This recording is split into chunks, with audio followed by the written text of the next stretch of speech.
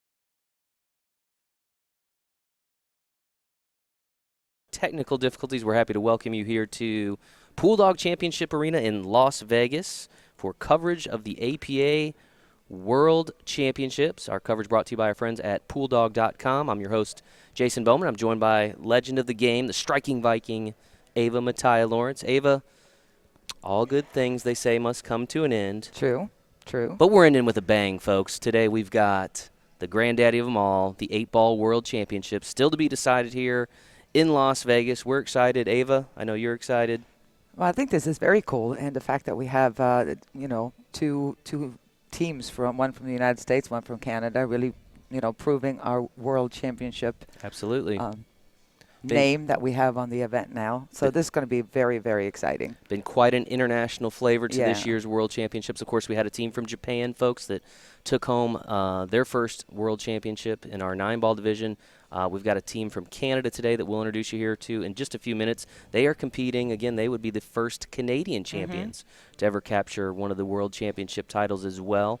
We've had former champions in 9-ball, but never in 8-ball. So that'll be exciting. Again, we're going to meet the teams here in just a couple of moments. But before we do that, I want to run you through some of the ground rules of this year's 8-Ball World Championship. Of course, you're going to see teams that consist of both male and female players, maximum of 8 players on the roster. Teams will choose up to 5 players to compete in this championship final. The limit of those 5 players' handicap must not exceed 23. Players are going to be coached once per game, so there is 1 timeout per game allowed. Of course, APA rules apply to here, and we also will be utilizing the 3-point scoring system that APA utilizes for its 8-ball league, and that basically works out this way. If the winner shuts out their opponent, they will get 3 points. Their opponent will get none. If the losing player makes it to the hill, there's going to be a 2-1 point split there in favor of the winner, and if the losing player wins at least 1 game but doesn't make it to the hill, they're going to split. The winner will take 2 points, and the opponent will get 0 points. So I believe the teams are just about ready. Let's introduce you to them.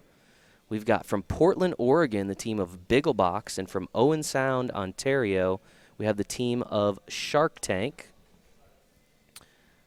Looks like they have lagged, and they are prepared to break. This is Kesha Jocks of the team Sharktank. They are, again, the team from Owen Sound, Ontario. Kesha is a 4. Her opponent, Charles Dupont, currently seated in the blue shirt, also a 4.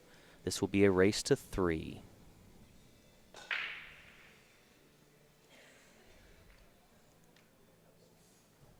Well struck break there. Ball's opened up fairly well. And Charles is going to step up to a choice. Nothing was made on the break. He's got fairly easy shots on both the highs and the lows, so we'll see what he's going to go with here. He's going to take a look and kind of plan out what looks easier. Looks like it's kind of a 50-50 The 2 balls in a little bit of trouble on the upper part of the table.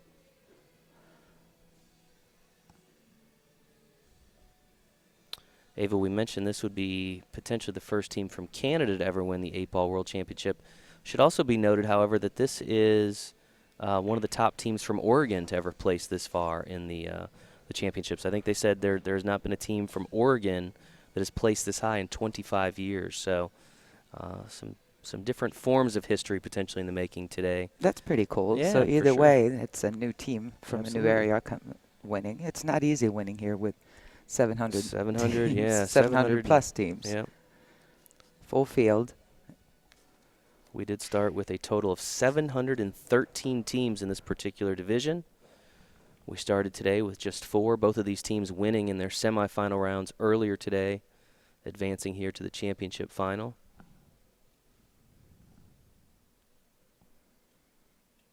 And Charles got himself in a little bit of trouble. See if he can cut this in. No. And this is That's a tall order. Dupont. Charles, a member of the team Biggelbach.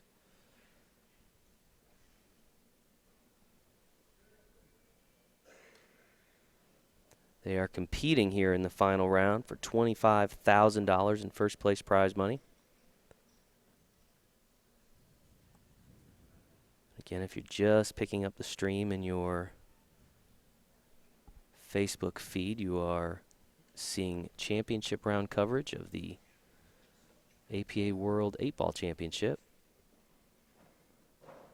Kesha jocks at the table here. Both Kesha and Charles have played quite a few matches in this tournament. Kesha's played 10 times so far in this championship, so pretty much every match. And Charles has played 6 times so far in the tournament. Nice shot there.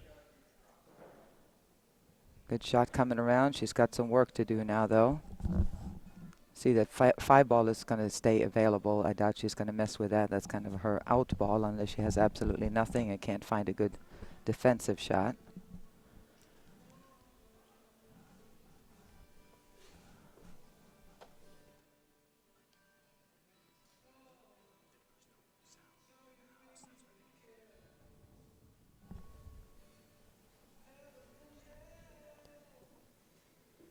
See, can that 5 get past there? No, she was trying for a combination there. She kind of made a face when that didn't come very near, but it was kind of a tricky situation anyway. So we'll see what Charles can do at his turn at the table. Ava, I don't know about you. It seems odd. I mean, it seems like this particular event went very fast. I don't know if it was the addition of the Team Captains Championship or the change in the schedule. To me, it seems like, wow, somehow this event, just kind of cruised by. We're moving right along. Yeah. Well, this is the sixth and final championship that we have brought you here from Pool Dog Championship Arena live. Yeah, we had so 8-ball, 9-ball, Masters, Ladies, Team and Captain. the Team Captains Championship. And are we missing Jack and Jack and Jill? Yeah, That's been a right. crazy, crazy week. Of course, we had the pool party last Sunday night. Been a busy, busy week. Lots and lots of fun.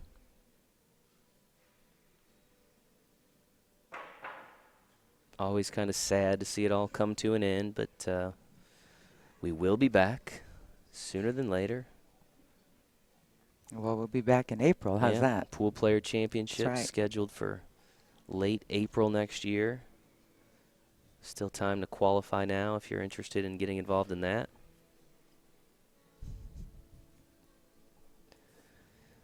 I see Derek Andrew, one of my big fans, is tuning into the stream. Appreciate that, buddy. You got your stalkers, Jason? Yeah. Okay. Table is wide open, but not a lot to shoot at here for Kesha. She's looking at this. If she can make the 4 and the 14 at the same time, but it doesn't look like the 14 is lying right for it. It's going to glance off no matter what. 1 ball won't go. She can't see the 2, and the 5 is right in the pocket, but she can't get to it. The only way she could is to shoot the 1-5 combo, and I don't know if I'm crazy about that shot, but it may be all she's got. She's looking at the one on the side maybe. Kind of a severe angle, but puts her in a really good spot if she can make it. Then all she has to worry about is really getting on that 4. Nice shot. Pockets the Nice one on shot. the side. Leaves herself. Of course, Kesha, a member of Biggelbach. I'm sorry, no. Kesha is a member of Sharktank, a team from Ontario.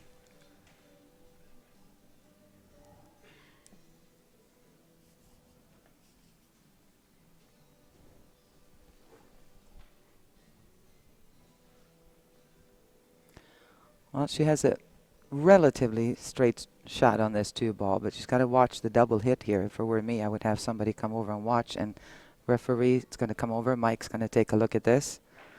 Make sure there's no double hit of the cue ball, and it was not good shot. Good clean shot.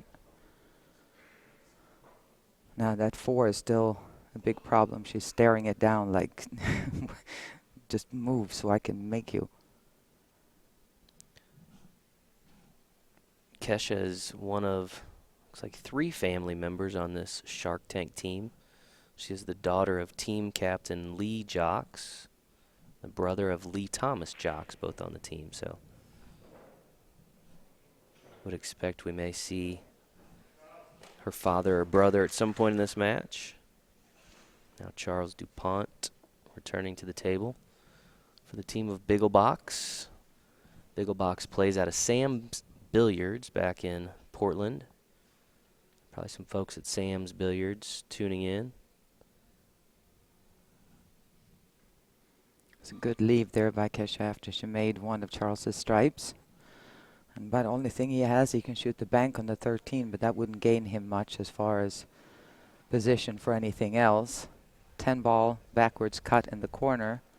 It's going to let the cue ball fly, so coach is going to come over here, take a look at this, and see if they can come up with a defensive shot that makes sense.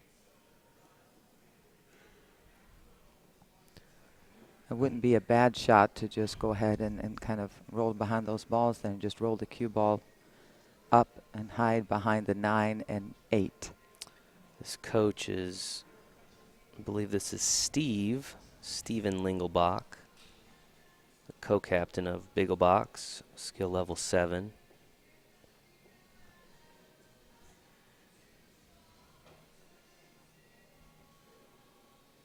Yeah, I do believe I would just roll the 10 ball or 14, whatever that ball is right there at the end of the table, just hit the cue ball right into it. But because of the blockers you have, that would snooker Kesha behind the 5 and the 1. I mean, from the 5 and the 1 behind the 8, 9. They're looking possibly at the bank shot here.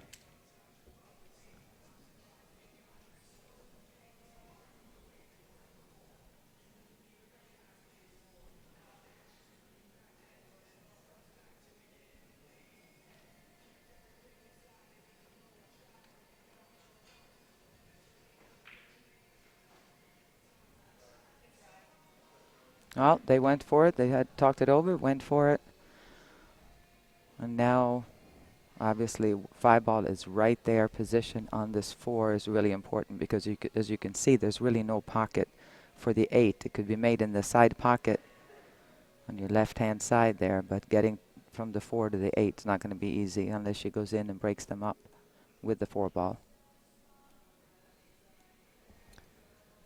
A lot of folks just picking up the feed. Again, you are seeing final round coverage of the APA World 8-Ball Championships from Pool Dog Championship Arena here in Las Vegas. This event beginning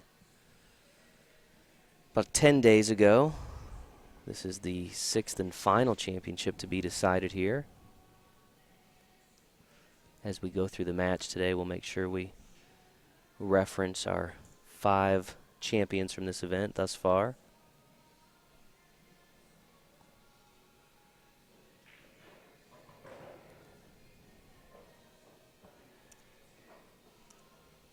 She ended up on the rail there. Is the only place you definitely don't want to be, even if you have too much of an angle. If you're off the rail, you can actually move the cue ball around a little bit and do something with it. So it can't really put much of a spin on this cue ball being on the rail, so she's going to have to take what she gets. Just don't want to get behind the 9 here. That's very easy if she doesn't hit it hard enough.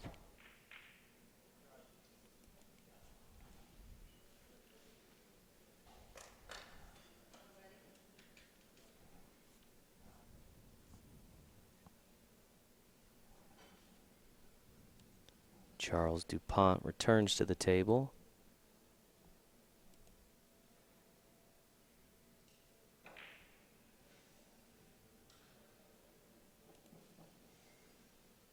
All right, played a defensive shot there. He would have loved to get the cue ball behind the 8-9.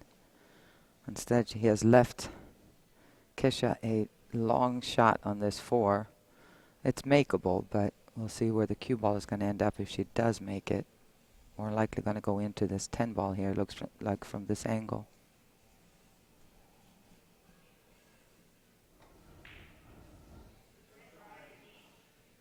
This is not a bad try. Again, these two players are skill level 4. And since both are 4, that's going to make their race. You can see their race to 3.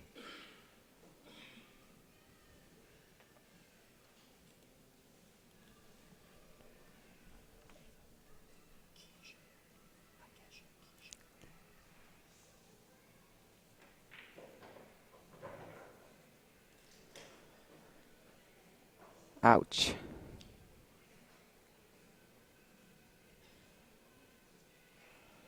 Well, this is one of those nightmare shots. When you're this elevated behind the ball, I don't care if you're the best player in the world, this is not a fun shot to shoot.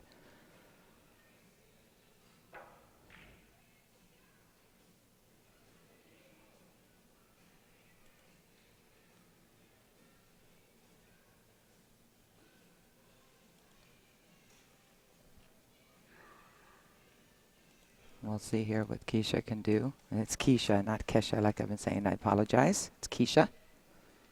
We've had some tough names to pronounce. How about that team from Japan? Yeah, that the was Anagons that won the 9-ball World Championship. You talk about tough to pronounce, but we worked our way through it. All right, that was a good shot. It was fairly straight. All she had to do is just roll it up, and we'll see if she can make this shot here on the 8 in the side pocket, I would think. Yep. And this would be a win in the first rack. This would bring Keisha to 1-0 in the first game.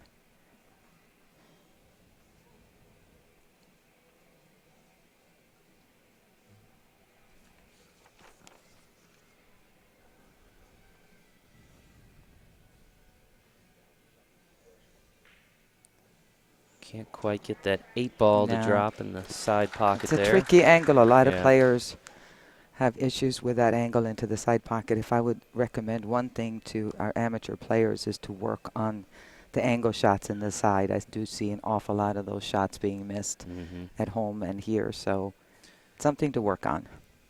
Yeah, and folks that are tuning in that maybe joined us last night for the Masters Championship, of course we saw a very high level of play there. The team of Hugh and the Hustlers from Wallingford, Connecticut, winning the Masters Championship. Not a lot of shots missed in that particular match, Ava, but again, we are now seeing more of the mid-level amateurs here. So not surprising to see some shots missed, including on the 8-ball. So,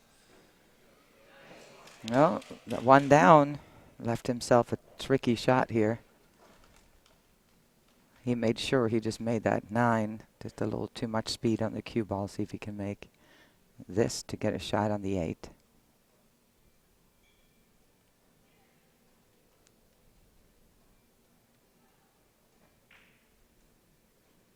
Nice shot there.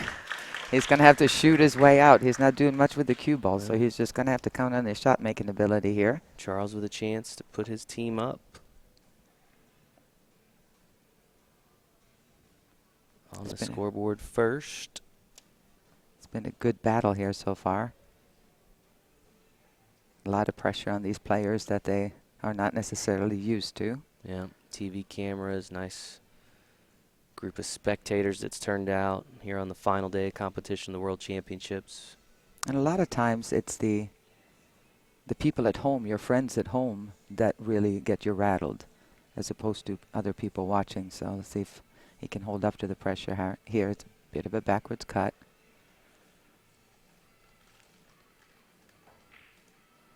And, it just got in.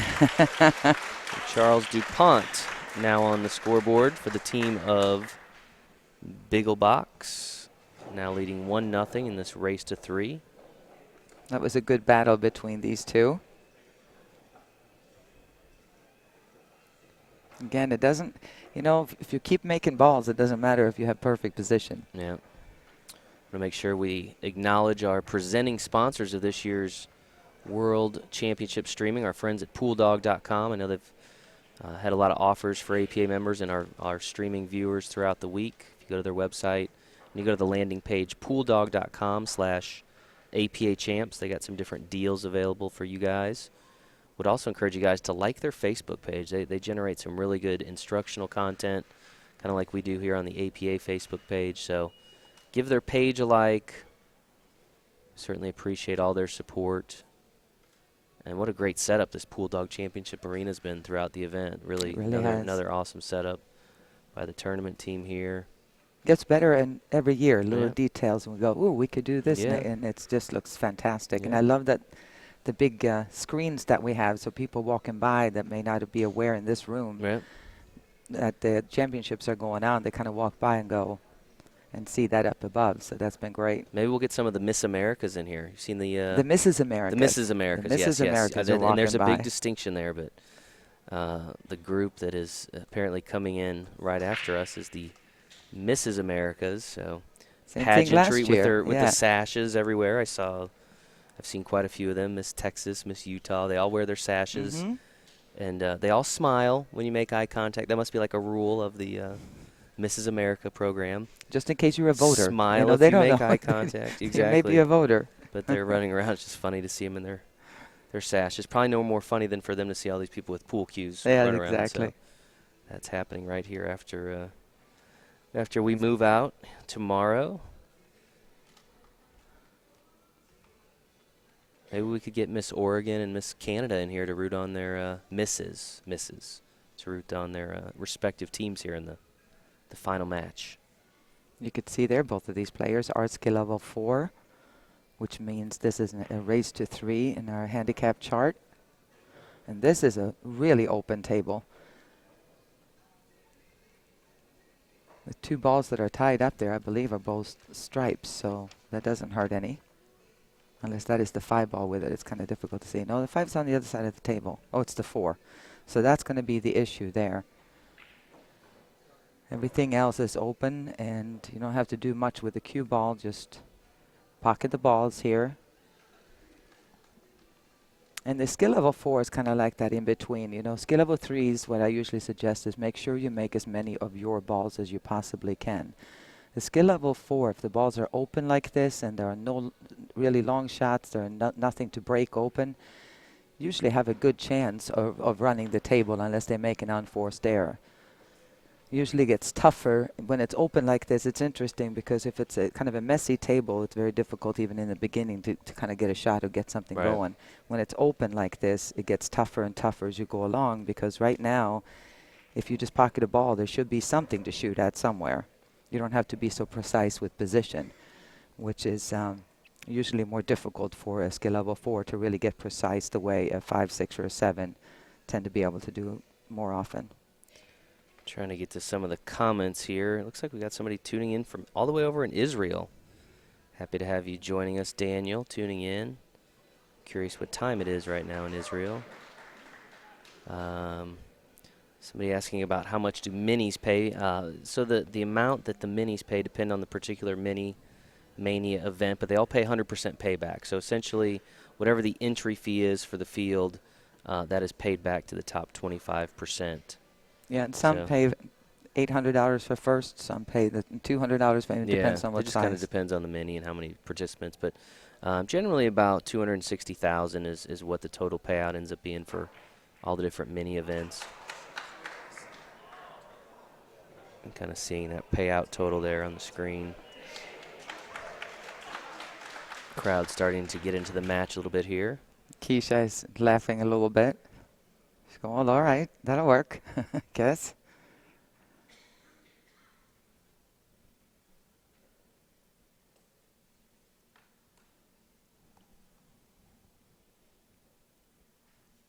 Some work on this 3 ball, though. Obviously, the bank is not available. She would have to cut this way backwards into the side and just take whatever she gets on the 8. If she hits a firm enough, she might be able to play the 8 on the same side. No.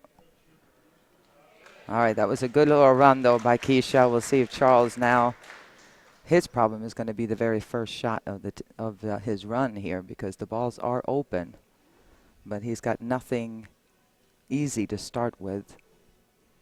He's got that ball hanging in the corner pocket, but I don't know if he can get to it. So at this point, even rolling up, just kind of bumping into the 13 ball down here and hide behind the 9 is not a bad idea. Just snooker her and wait until you get an easier shot instead of taking a chance on leaving her a shot by going for something difficult.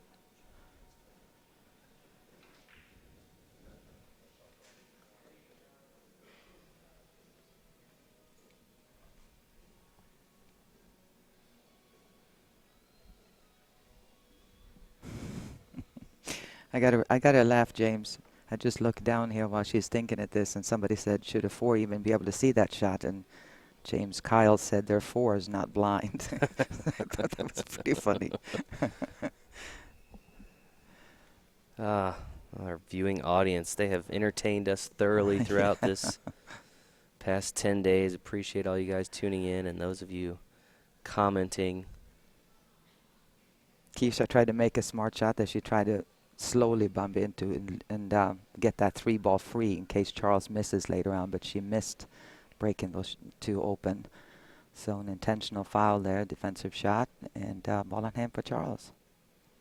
He still has a lot of work to do with the 3 ball being tied up. Question is, when do you want to open it up? You don't want to open that up when you're a skill level 4 until you know you're going to run this table. And if you don't feel comfortable with that, then leave it where it is.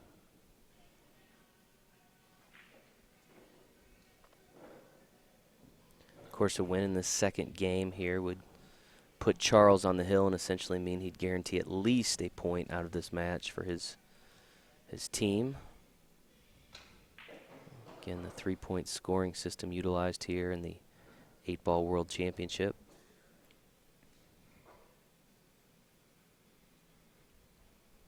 Let's see if he can roll up for the 10 ball here after he makes this 9. No, but there's that 3 ball problem again for Keisha. She can hit it, a thin piece of it, which at least will avoid her giving him ball in hand this time. But the question is, what's the smart move? So yeah, it's not a bad idea to talk it over. Gonna talk it over with her father, Lee Jocks. Lee is the captain of the Sharktank team.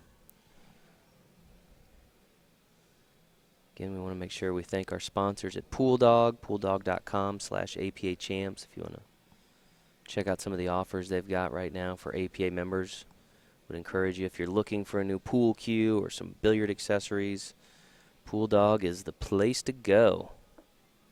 No doubt about that. Keisha's playing for Sharktank. Well, somebody was asking for Sharktank. They're from Owen Sound, Ontario in Canada. This would be the first time a Canadian team wins if they were to pull this off. Yeah, an 8-ball. We've had a 9-ball team win a couple times from Canada, but not an never 8-ball. in the 8-ball. And then Charles is representing Biggelbach from Portland, Oregon. Biggelbach. I like saying that, don't you? Once I get one of the Lingelbachs playing, I'll describe, or I'll give you the down low on where that team name comes from. So 3 ball went down, but it was a foul, so Charles is coming to the table one more time with ball in hand. So far the planning went well, didn't run out, but you don't need to when you're having that situation, as long as you don't break it open ahead of time and miss. So we'll see here if he can pull this out. If he's looking at the 14, he was looking at the 14 here a second ago, but I'm glad he's choosing to go to this side. You want to try to take care of one cluster at a time. So if you can get rid of the 9, the 13, and 11, you definitely don't want to start with this 14 ball here. You want to start with the cluster first.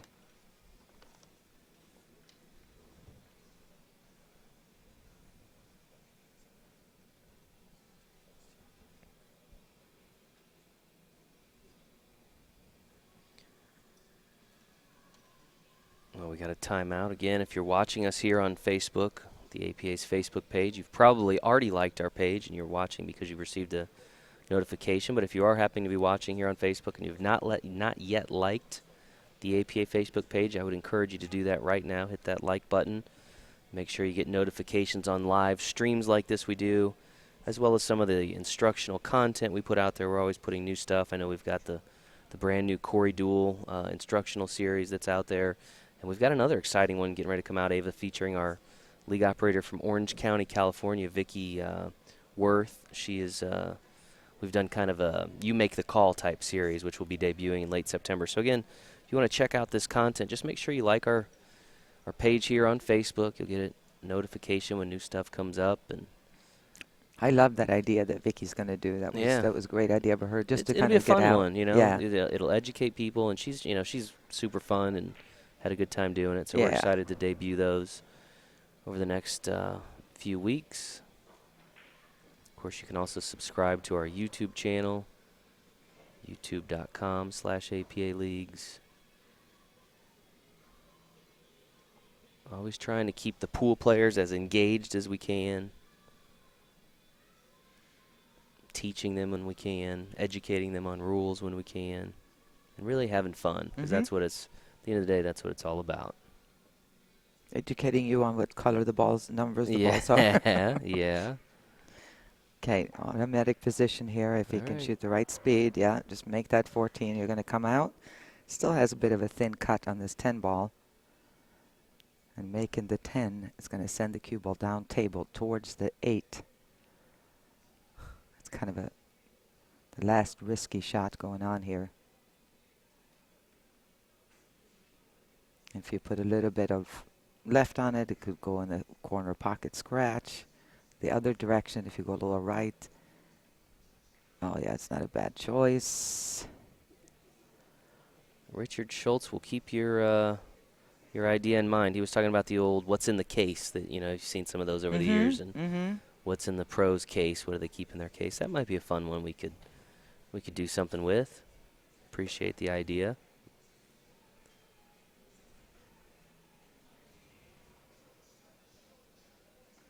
It's one of those pressure shots.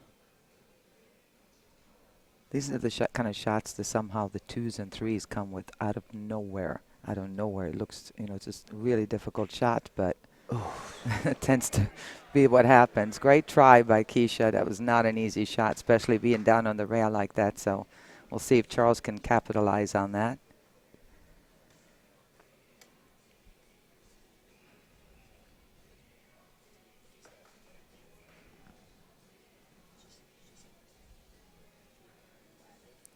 Kind of looking over some of the matches played for both of these teams. Looks like pretty much everyone has played here at the World Championships on both rosters, with the exception of maybe one player.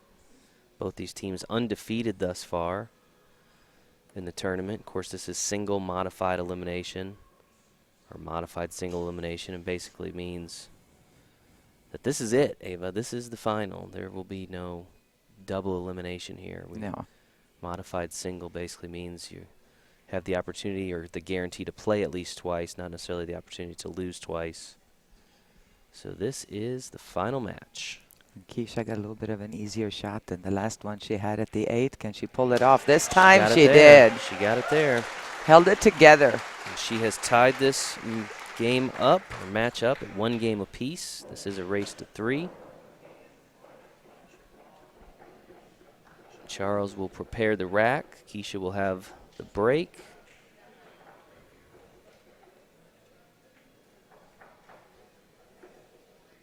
For the folks tuning in that are wondering how these teams came to be here in Pool Dog Championship Arena in Las Vegas, how these teams qualified, it all starts by joining your local APA league, which you can do right now, today. Go to poolplayers.com. Just click on that join button. We'll get you into the league, get you on a team. Got the fall session right around the corner. Perfect time to get started if you've ever thought about playing in a league. It's a great way to really have fun, to meet people, and of course, play pool. So do that today. Don't delay. Fall sessions right here, right now. Maybe we see you out here in Vegas this time next year. So tie ball game. Keisha is about to break. She is from Team Sharktank in Owen Sound, Ontario. You been to So Owen Sound, Ontario I ever? have not been there. I've been Yeah. to Ontario quite a few times, never to Owen Sound. Yeah. I'm not even sure where it's at. I'm not either. Somebody's going to tell us here soon, I think. I know you've been to Portland a few times.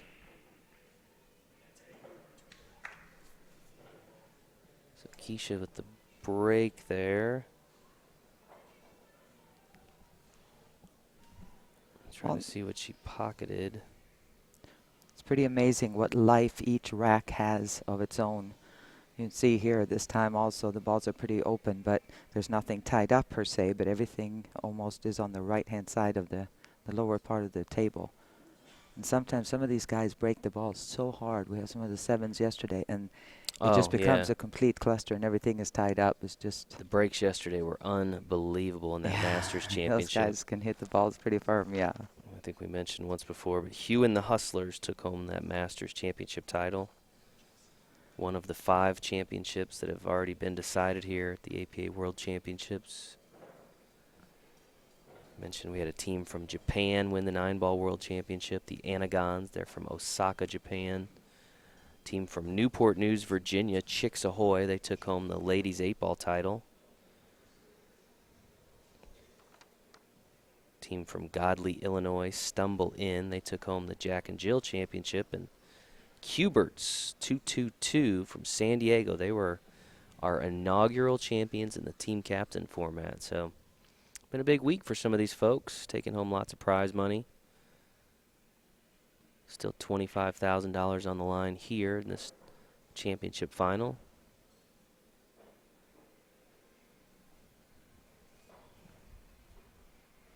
Ron Bates was asking about the timers. We do have the timers putting on. You have 1 minute for a timeout. They will take that with them to the table and put it down so you don't lose track of how long your timeout is. And you can find those. You can just Google sand timers. Right.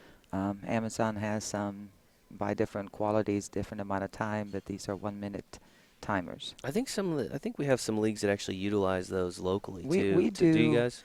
We do if there's an issue. You know, Yeah. if one team says, okay, the other team's taking too long, I say, okay, fine. Here, you know, Use they it for the they can grab timeouts. it at the beginning of the match. We encourage that, but Right. for a higher level tournaments, Yeah, always important to try to keep the matches moving, whether it's league night or here at the championships, you know, being ready for the next match, kind of having a good idea of how you're going to play your next match, who you're going to throw, making sure you hit the bathroom before your match. Right. If you got to, of course, you don't need any quarters here, but in local league, if you need quarters or something, make sure you got them ready. Lots of things you can do to impact that time you get home, and I know that's a big campaign for us, that home by 11. We want to make sure teams are home by 11, you know, whenever possible on league night. So sand timers helping that a little bit.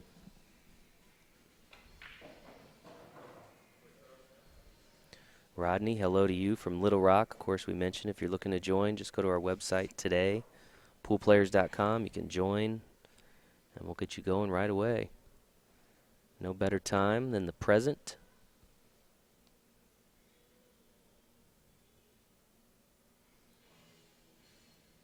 Charles would love to hit this softly so he can play the 9-ball in the side, or even the 10 would be even better. I didn't realize he was able to hold the cue ball and play it slowly enough.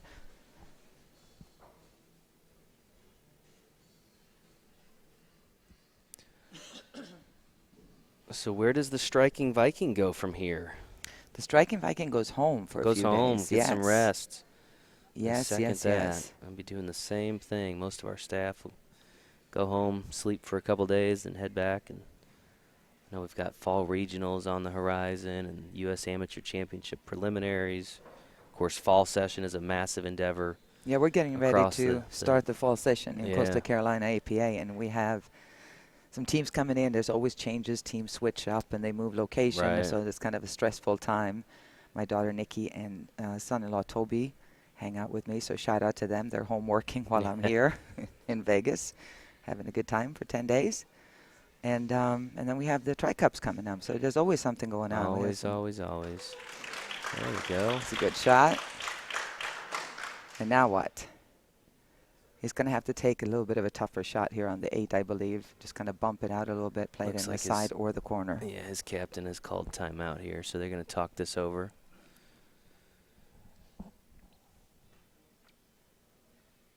Captain, I'm sorry, not the captain, but this is Steven Lingelbach, co-captain here. Again, for those of you that are watching us on Facebook or watching us on YouTube, make sure you subscribe and like those respective channels so you're able to be more in the know about content like this, whether it's live streaming of championship matches or some of the other content that we put together. Always putting some fun stuff out there for people to take a look at or interact with. Of course, we've also got our Instagram page. It's amazing, Ava, seeing all the players, you know, and we've seen this the last few years, but this year in particular, so many teams live streaming on their own, you know, in the early rounds before we get here to Pool Dog Championship Arena, which I think is phenomenal. I think that's a great thing.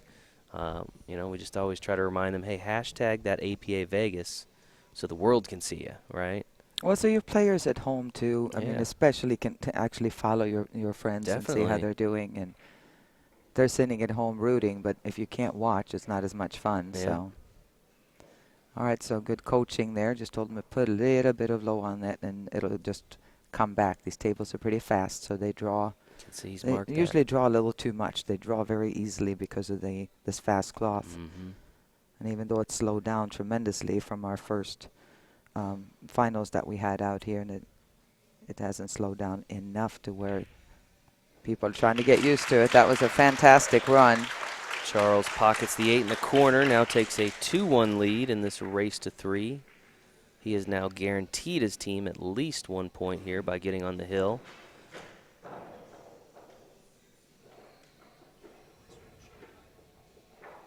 Opportunity to put this first match away in this next game.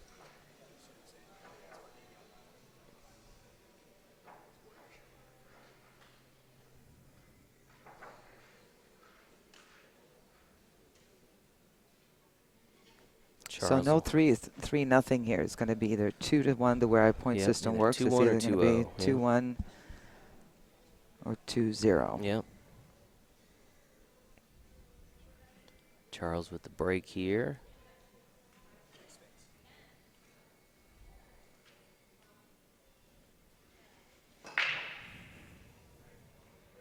Strong break. Fortunately, nothing wants to go there. At least the cue ball including held the cue up. ball. Yeah, it held up there. It's going to make things a little tougher for Keisha.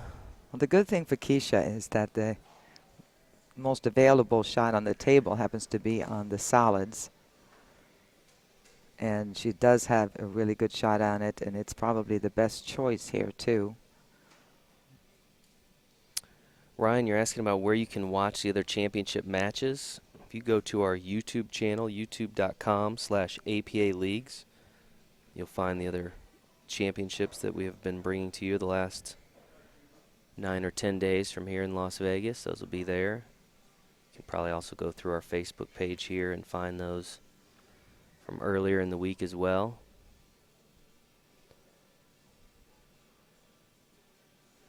If you're going to watch one of those, I recommend that Team Captain Championship. That was, to date, Ava, I think that was my favorite one to watch because, one, it went very quickly.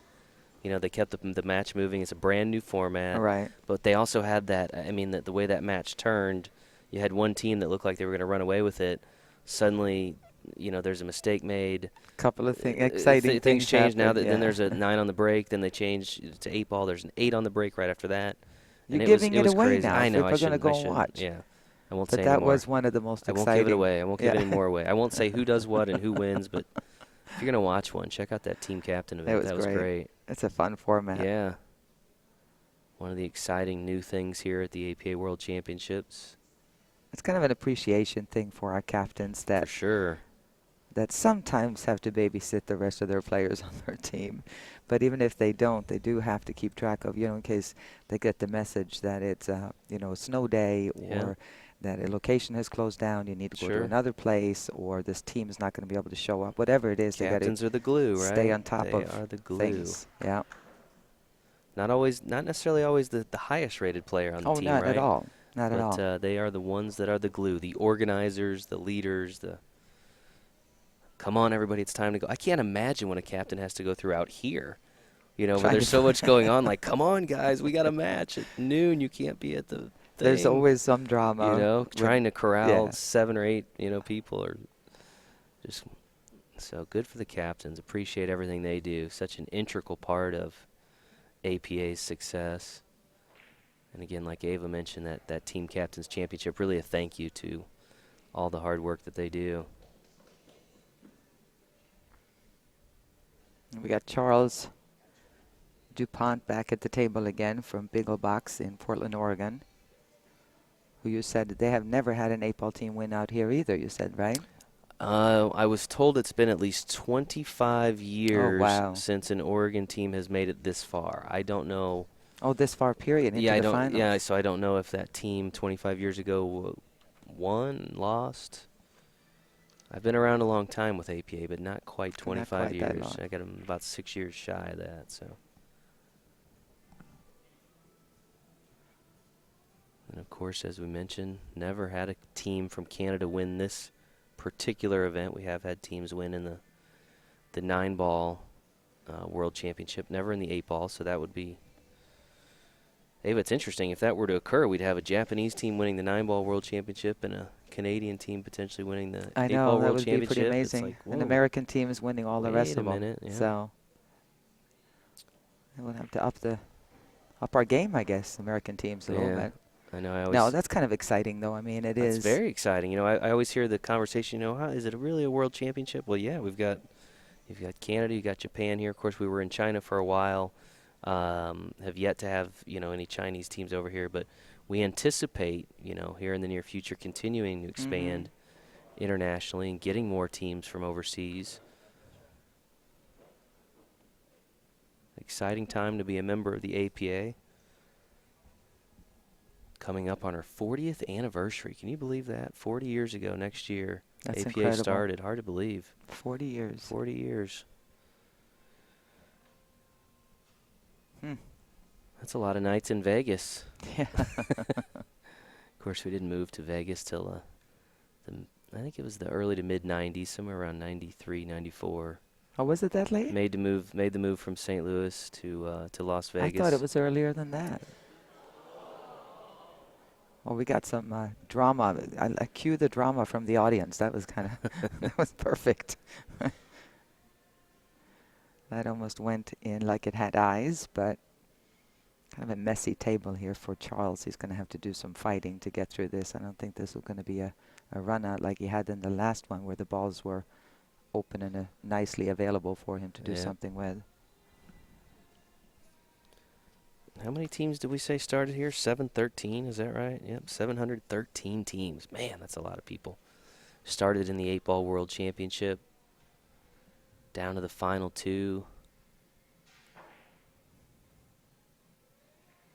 The final match to be played here after 10 days of non-stop pool.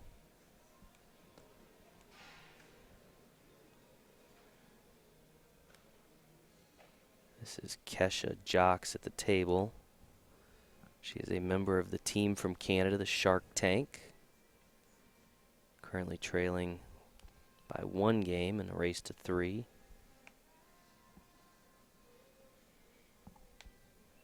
She wants to hit this super thin if she's going to. Oh, that's too far.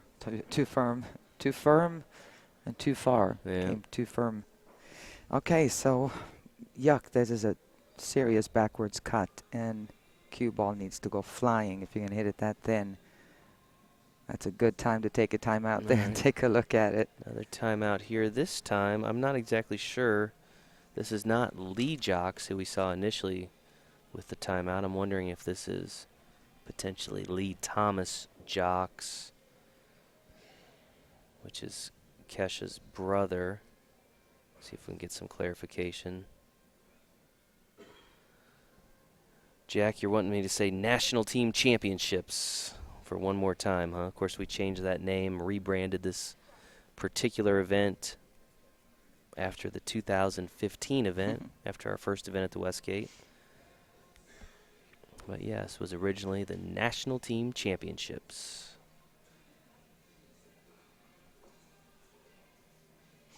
I've always kind of thought that was so strange anyway with American tournaments. You have the U.S. Open and the American Championships, but you allow players in all different sports to come in from other countries. So I Right. do like that if we're going to have other teams from other countries, it should be the World Championship. Yep. Some folks said, well, why didn't you call it international? And I say, that's a longer word. They say, What's the you know, what about Yeah. global? And I said, well, because World Championship just sounds better, right? It all means kind of the same thing, doesn't it? Obviously, based on the results here this year, really a true championship. Oh, there wow. it is. Good timeout, and it paid off. Wow. What teamwork that was. Great shot. She's smiling like, well, I guess he thought I could make it. She didn't really think she could, but Huge coach shot. came up and said, you got this, girl. Huge shot there. She ties it up 2-2. And this will be a 2-1 split regardless of the outcome here in the next this next game. You know, that was interesting too, Ava, because now you can see Kesha's talking to her dad. That's Lee Jocks. But that's not who took that last time out with her.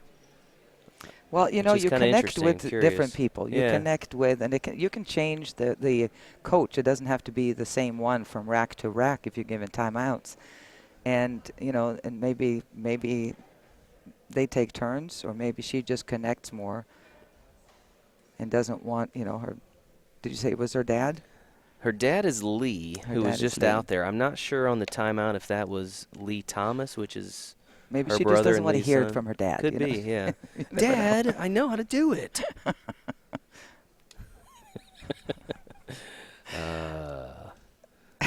I know, we're slap happy, But folks. I know in our area we do have quite a few teams to have a 7 on the team, but the 7 can't really explain to a 3 or a 4 what to do. That's the key. So it's better to have a 5 or yeah. 6 to look at it. It's one thing to be strong, you know, on the pool table. It's another to be able to convey your knowledge to someone else. So yeah, it's a and great speak point. in different terms. Her dad is Lee. Her brother is Lee Thomas. Yeah. So Now, can we get confirmation? So that was the brother. But was that Lee Thomas? Was that the brother that came out there? That's the question I have. I'm not sure. We unfortunately don't have time. Not like when we do. I did pro commentary where you know the person, you know the history, you know the, you know, wins and losses and everything else. It's a little difficult because we have so many players out there. We don't have a chance to get to know them before they play because they just got done with the semifinals before they came in here. Yeah. Well, actually, they played the semifinals. Played the semifinals in here. Both wrapped up fairly quickly. We didn't have a chance to sit down with the Canadian team for very long. I talked to Lee, the captain, before the match, but the rest of the team was still out eating, or he was trying to, you know, do a captainly job and pull them all back in. But we didn't have a chance to meet the rest of the team before the match, so we're still kind of learning who's who on their roster.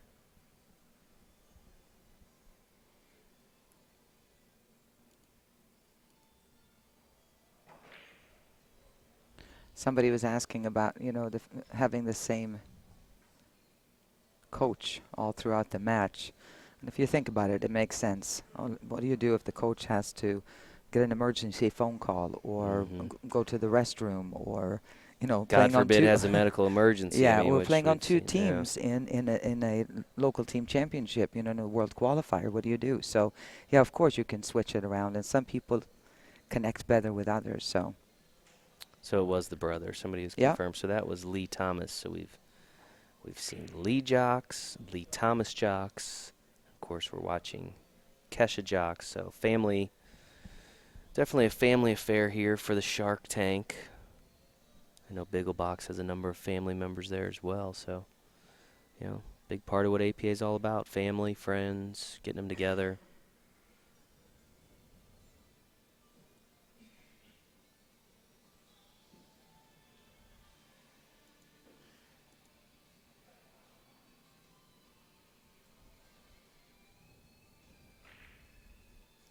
Charles Dupont at the table there. Charles from the team from Portland, Oregon, the Biggelbachs.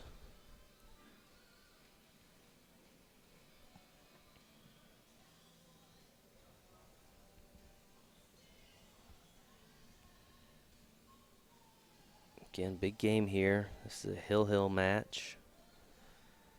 Whoever wins this third game will take 2 points, while their opponent will get 1. Again, we are using the 3-point scoring system in 8-ball.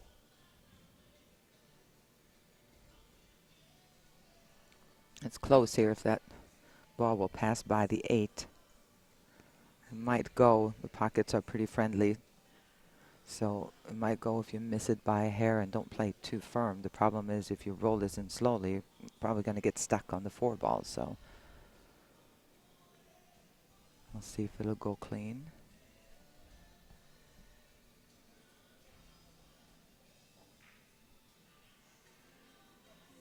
No, but no major harm down there.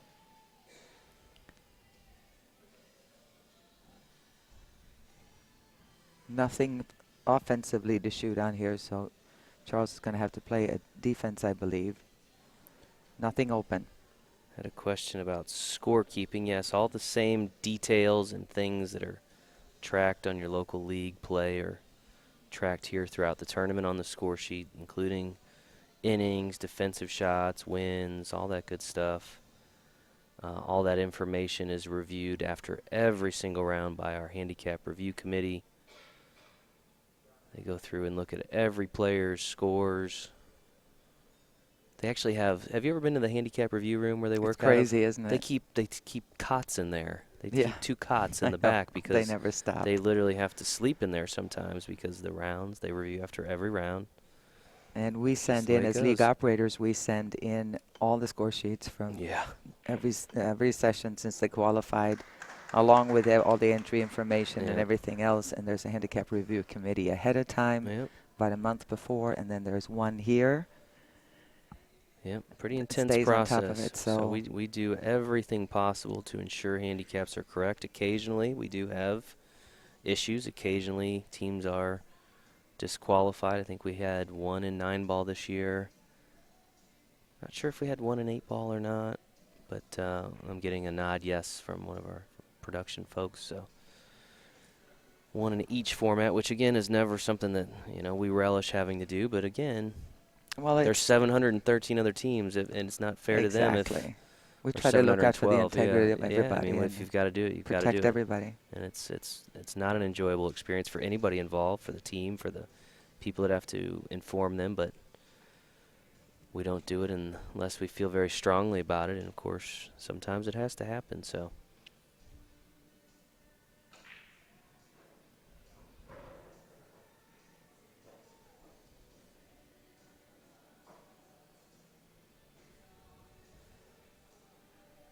It's always interesting to see the comments come in throughout these matches and people's interpretation of what they're seeing and what these players' skill levels could be. So you're seeing one particular match, not necessarily fully indicative of their overall skill level as a player. But no, and they're both playing to a 4.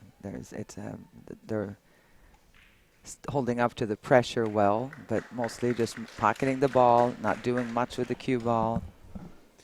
Yeah, and we are tied 2-2 here. This is a race to 3. Both players on the hill. This is Charles Dupont from the Biggelbach, looking to secure the first team points for the Biggelbach if possible.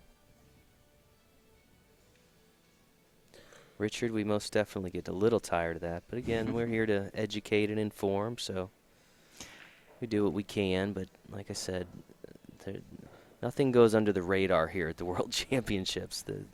No, that's not easy to do. I mean, I always say that, too, that you're playing somebody or watching somebody you have never seen play before. And any 3 can play like a 2 or a 4 at any given time. Any 4 can play like a 5 or a 3. And with that in mind, I don't think anybody thinks that Charles and Keisha are playing like 6s right now. They've made some shots like 6s, which anyone can, 2s, 3s.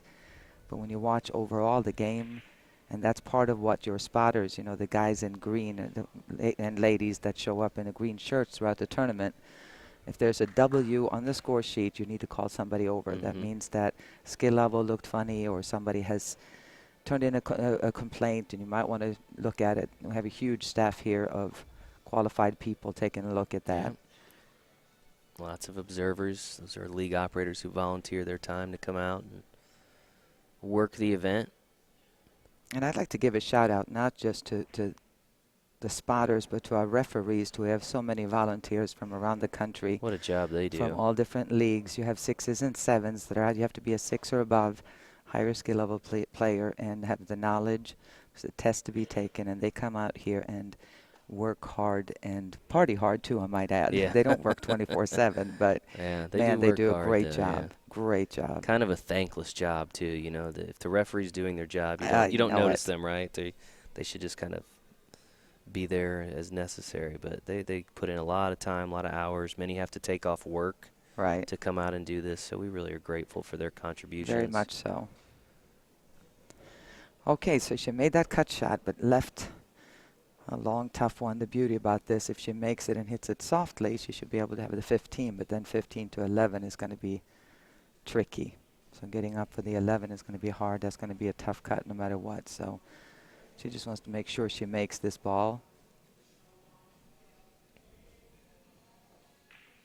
And that's a good shot. Now, is she going to, yeah, it came down far enough. She hit it nice and smooth.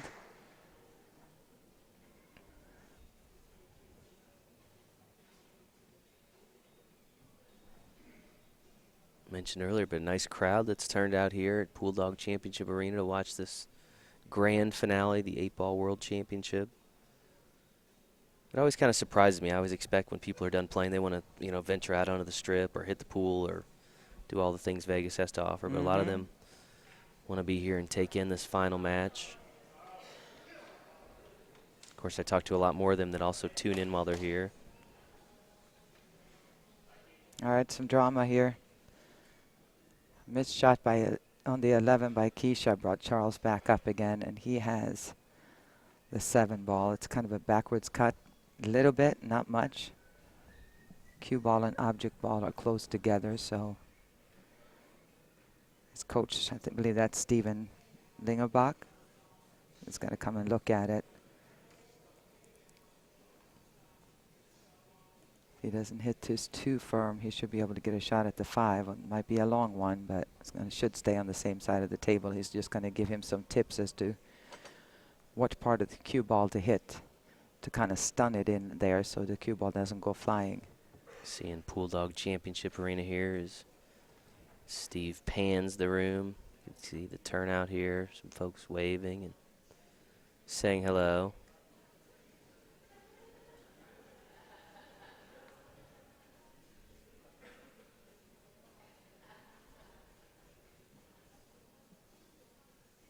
Well, we've got a moment. We do want to thank our other sponsors in addition to PoolDog.com. We've got Action Cues, the official cues of the APA. We've got Aramith Billiard Balls. You can see they're playing with the pro TV balls here. And our friends at Nationwide Insurance. Appreciate all their support, helping to make the World Championships possible here.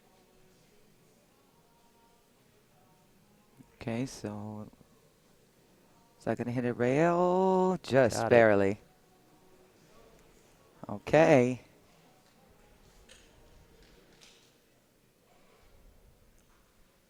It's not a bad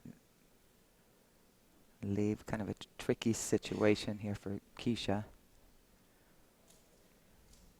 7 ball being right by the pocket is not easy to place a defensive shot here either. So, see, I mean, this 11 ball is makeable. It's a thin hit, but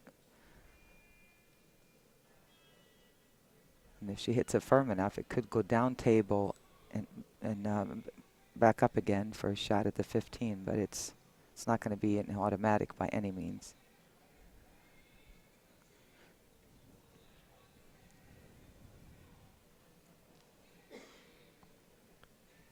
Hi, Scott Adams. Scott is from the Coastal Carolina APA in Wilmington, North Carolina. I got to give my one of your dudes shout out hometown once in a crew. while. I gotcha. This is Kesha Jocks. Kesha is a member of Keisha. Why do I keep saying Kesha? I did it because I probably started it. Keisha, member of Sharktank. Kesha, yeah. They are from Owen Sound, so they are noted with the ST on the scoreboard there. Had some folks asking who's who. Her opponent, Charles Dupont, is a member of Biggelbach out of Portland. They are noted on the scoreboard as BB. All right, so Keisha's going to have a timeout, and now again, once we see Lee, her father, talking it over. So they're kind of taking turns here. Last time it was her brother that gave her the timeout, but that makes sense though, and it depends on you want to deal with this one. No, do you? All right, I'll take it. You know, this is a tricky situation to be in because both of these players are capable of running the 3 balls that are required to take this match. And she doesn't have anything easy here, and they know that if you make 11, you're not going to have a good shot at the 15. So he's looking to play a defensive shot. Question is where you're going to leave this cue ball. I guess the only thing you can do is roll it down to the end rail, kind of behind the 8 ball. It's not an easy speed shot though. Not easy to explain with speed to hit it with. Or she could backwards bank it into the side, hit it firm, cue ball, come around 3 rails for the 11, no problem. There we go. I think that's what he was actually pointing at. We'll see. That's what he was talking about. Yeah. She just overcut it a bit. And here we go. Charles has a chance to take a lead for his team.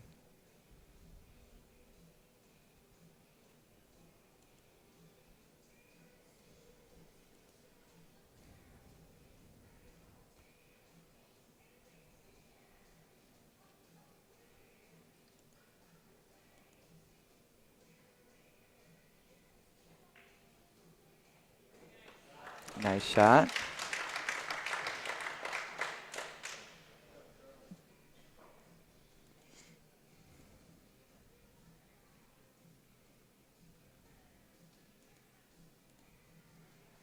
Couple of options here. If he does have the draw shot in his arsenal, you can just draw it straight back. If not, you can go rail first here and come up. This table draws very, very easily compared to some because of the new slick cloth. And it came out, didn't really draw, but it came up just enough for him to have the shot on the 8 ball. This would be for the win in this first match.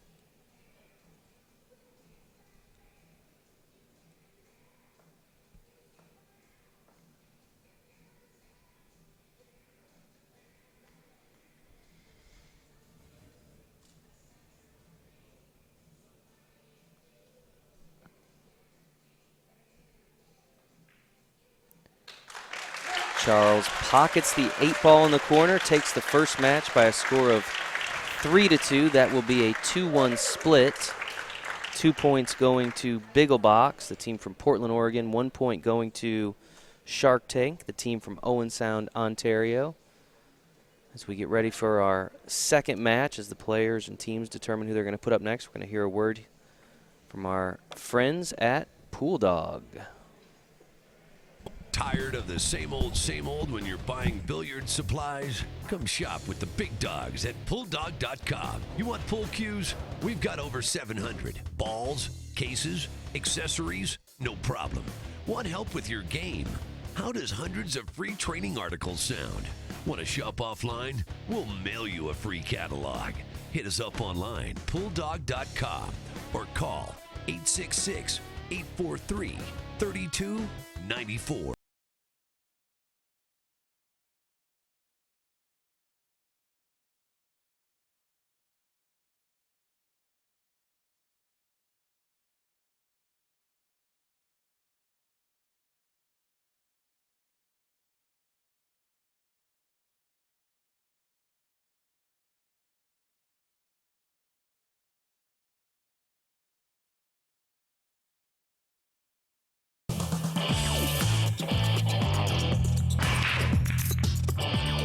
You don't have to play like a pro to enjoy the game I love. If you've ever played in a friend's basement, you can compete in an APA league. In the APA, everyone can play and anyone can win. So if you're looking for a fun night out with your friends and family, join an APA pool league today. Have fun, meet people, play pool. Visit poolplayers.com today.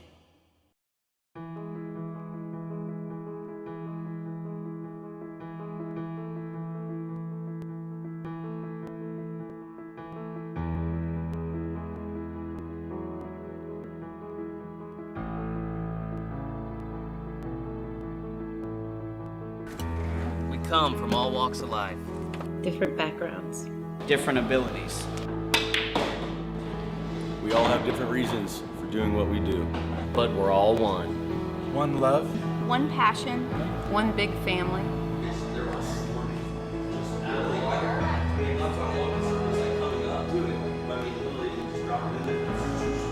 We are American pool players. American pool players. American pool players. And this is our league.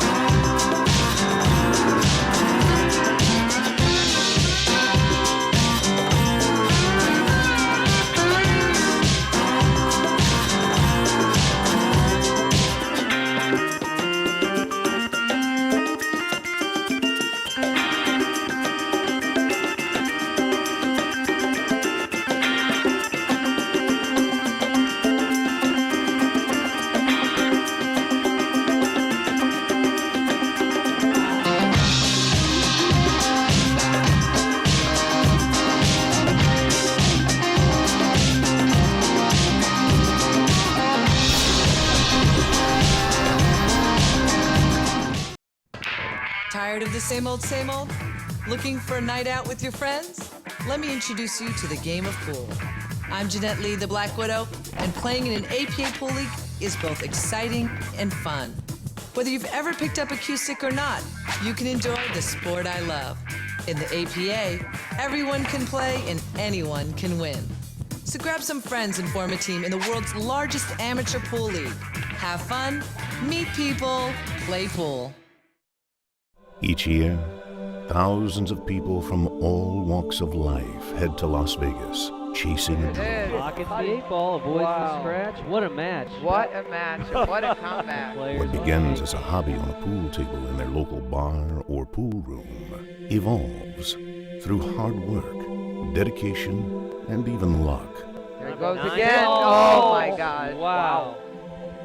Into something bigger, something greater than anything they could have ever imagined. I've got a 14-year-old boy at home that we play a lot in my garage, and because of that, he got to see me win this thing, and that's huge for me and him. Few ever envisioned playing on a stage of this magnitude. But once they step foot into a sea of pool tables, as far as the eye can see, 317 tables at this year's event. We like to call it pool playing heaven. the dream has been realized. And the competition begins. For nearly 10 days, they live this dream. And for a select few who manage to persevere, they return home champions.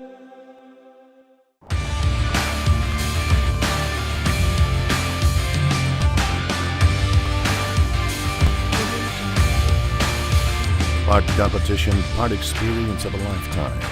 The APA World Pool Championships has it all and more. So take a moment to let yourself dream. You never know where it might take you.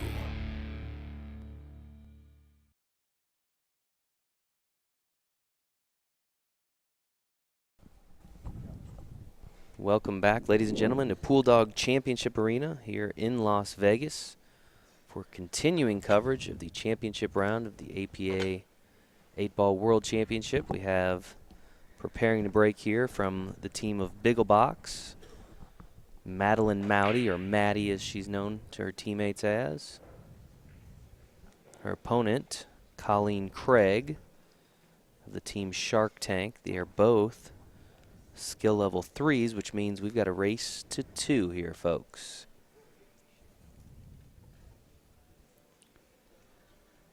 This is a bit of a messier rack, which most 3s do not have. once you get into skill level 4, 5, and up, you start seeing a little bit more of a powerful break.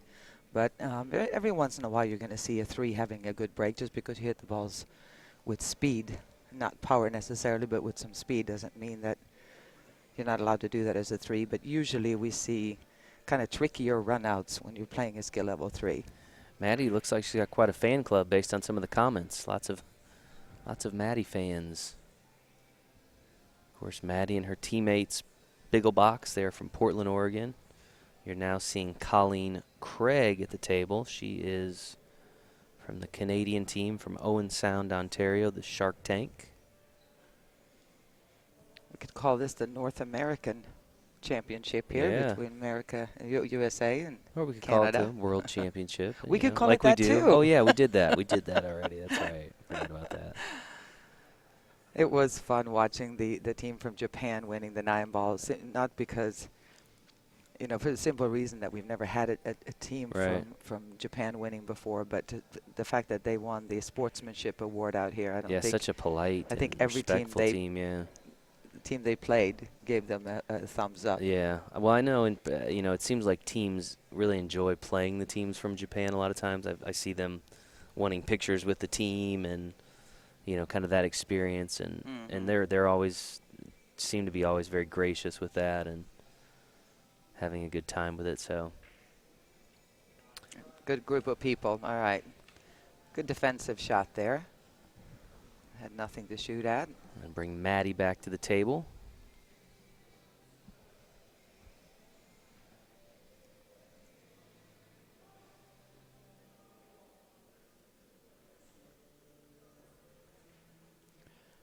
Same situation for her. Not much to shoot at here. Oh, good shot on the 15 ball down in the corner. Well done. 10 ball opened up nicely right there. She rolls it up a little bit. She could shoot the 11. And again, skill level 3, unless the balls are open and laying in a good spot, most of your skill level 3s are not looking to run out. The main goal is to make as many of yours as you can and then just kind of whittle your way through the rack.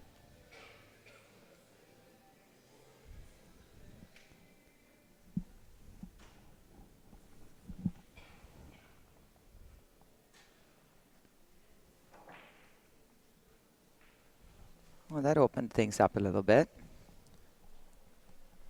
I'm going to bring Colleen back to the table.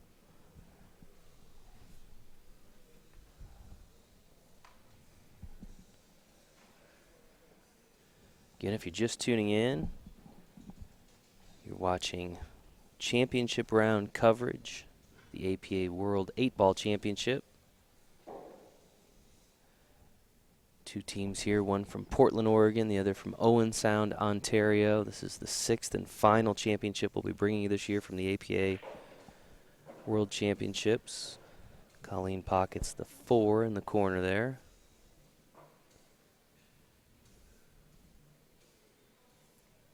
Relatively easy shot here on the 6 ball in the corner. If she rolls down, which will happen naturally, as long as it's not too slow, she should be able to get a shot on the 7.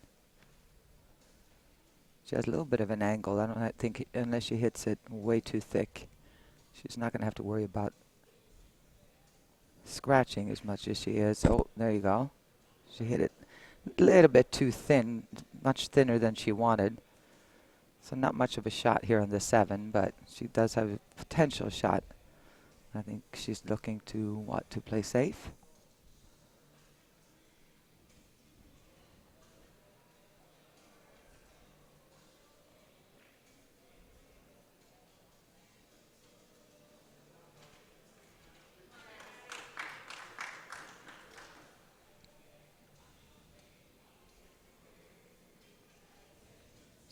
Maddie Mowdy in the blue shirt returning to the table here. Maddie, a member of Biggelbach.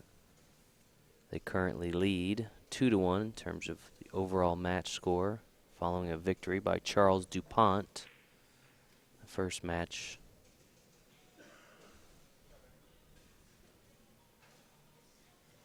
I like the body language of both of these players. Again, any of the players, but usually a skill level 3 has not been necessarily put in this position very often. If you're looking at your 6s and 7s, they may play in a lot of local tournaments, and some 3s do, but of course, but a lot of times 3s forget that, when we play our singles championship at the Pool Players Championship in April, qualifying as singles sport, playing the regionals, and you get to go to Las Vegas. It's the easiest way to get to Vegas, is what I always say, by far, where you can kind of take, your future in your own hands. But a lot of the skill level 3s don't feel like they can really stand on their own 2 feet because they've always been part of the team. A lot of times those are your 3s that become the most valuable because they get a whole different level of confidence. Yeah. And both of these players really look focused, a little bit nervous, but very focused, and not standing around just staring at the balls, but walking around the table and kind of strutting a little bit, and that's great to help your confidence. Both have had the opportunity to play a number of matches here thus far in the tournament. Maddie with 8 matches played, Colleen with 10.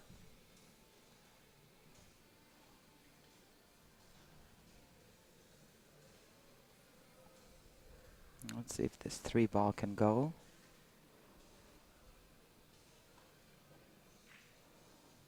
Well, not quite. Just about.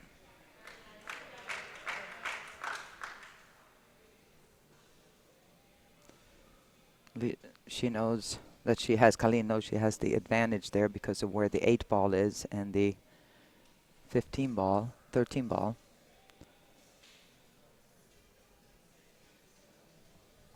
Sharktank is the team from Canada.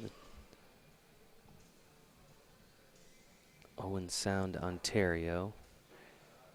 Oh. So pockets the 14 in the corner, but scratches in the opposite corner. So her opponent will have ball in hand here. Colleen. Colleen is the team member from Sharktank. So difficult with all the folks kind of joining late and wondering like, who's who. So that's why if you're with us the whole time, that's why you'll hear us repeat, this is what this is who this is what they're doing, because we do have a constant influx of new viewers as we go, and obviously they're always asking questions. Timeout here for Colleen. Lee Jocks, her team captain, talking it over with her. Major benefit here, obviously, getting ball in hand. That was an issue, how to solve that little cluster down there. But with ball in hand, she can just put it there, float out to about where he puts his fingers, so that you don't want to get straight in on the 3 ball because you want to be able to come up a little bit off the rail once you make the 3. And a good coach, when you do take the time out, especially in this situation, is talk through the whole thing. Right. I want you to, and then talk through what's going to happen 3 to the 8, and even sometimes take the extra time. If you go a little too far, look at this so that you really take advantage of the timeout.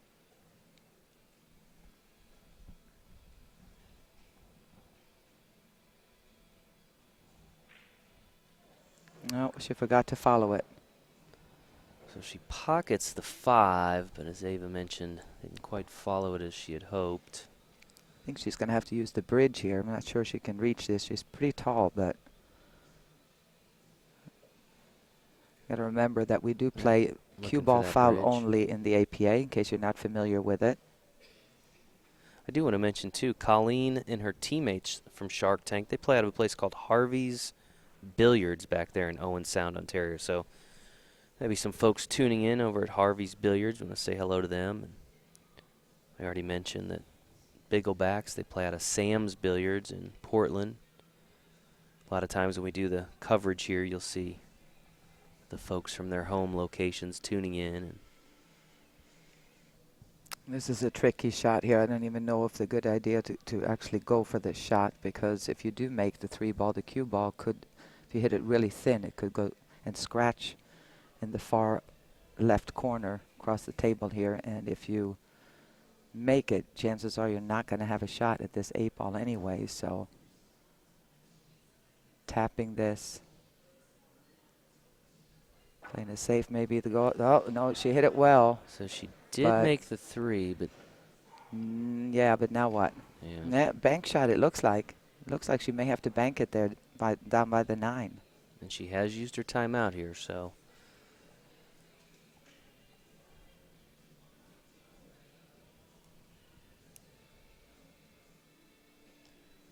See what Colleen chooses to do.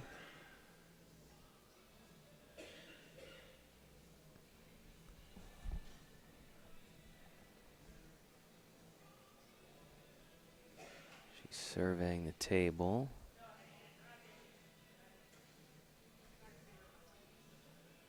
Is she going to try to cut it? She's trying to cut it in the backwards pocket. Well, or she's looking at it anyway. I don't know. That's a thin cut there.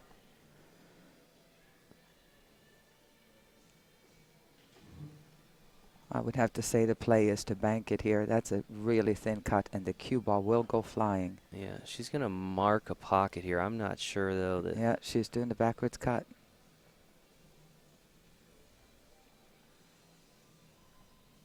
It looked like there initially she hadn't marked a pocket, and I heard the team say, mark the pocket.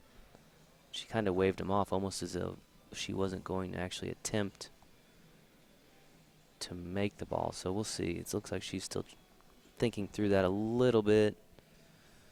She's got something in mind here. We'll see what it is. Again, this is Colleen Craig on the 8-ball. The team, the Sharktank. Oh. Yeah, there's the danger. That was a crazy tough cut there. So she scratches on the 8-ball, which means Maddie Mowdy will take the first game 1-0. She is now on the hill. Needs just one more game. You can see the frustration from Colleen there. And that's significant, Ava, with the 3-point scoring, because Maddie is now on the hill, has secured a minimum of 1 point in the second match. Of course, her team already leading 2-1. So worst case scenario for them, they're essentially now up 3-1. And she's going to have an opportunity, potentially, she wins this next game to win 3-0. So right, exactly. Big turn of events right there, folks. Tough break for Colleen. Certainly not the way most folks want to win a match, but a win is a win, and I know Maddie will take it, but I'm sure when she had dreams of pocketing or winning a match here in Vegas, it was her pocketing an 8-ball, not necessarily her opponent scratching. But that does happen, and that's part of the game. And Maddie has played 8 times out here, so I'm sure she's had a chance of making that winning 8, and she still has to win one more. Yeah.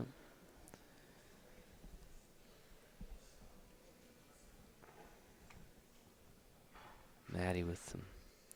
Saw something in the rack there that she wasn't crazy about, so she's asked for an adjustment there by Colleen.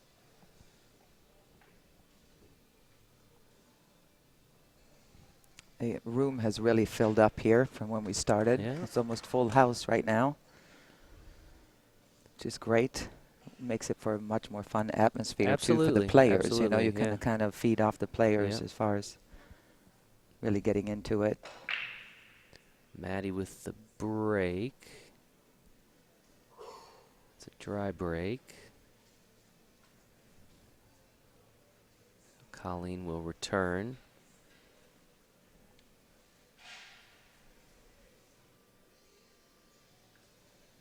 There is only one timeout per game, regardless of their skill level. Somebody had asked about that. And this match is for $25,000. Again, this is final round or championship round coverage of the APA 8-ball World Championship. No, Kurt, I actually enjoy it. You know, you get kind of old when you're commentating on the best players in the world all the time, and because, you know, they do exactly what I tell them to do.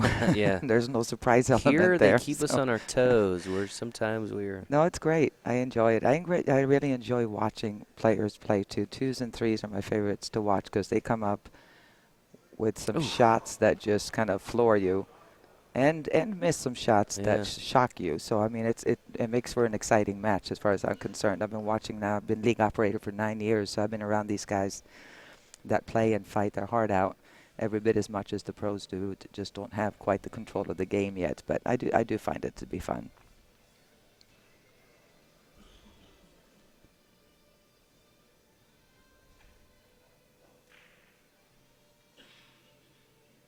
This is going to be kind of a cat and mouse rack here still open here.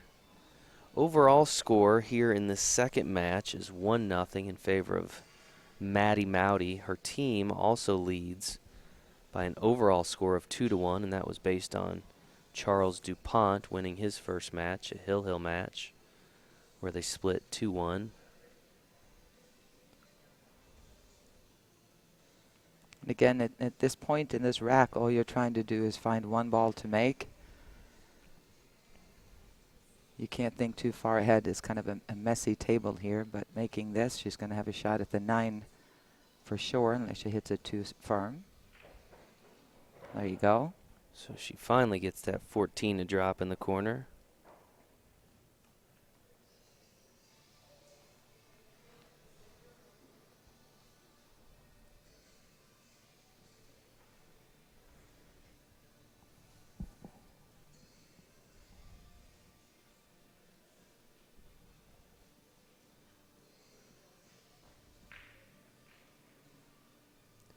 Unable to pocket the 9 in the opposite corner. And bring Maddie back to the table.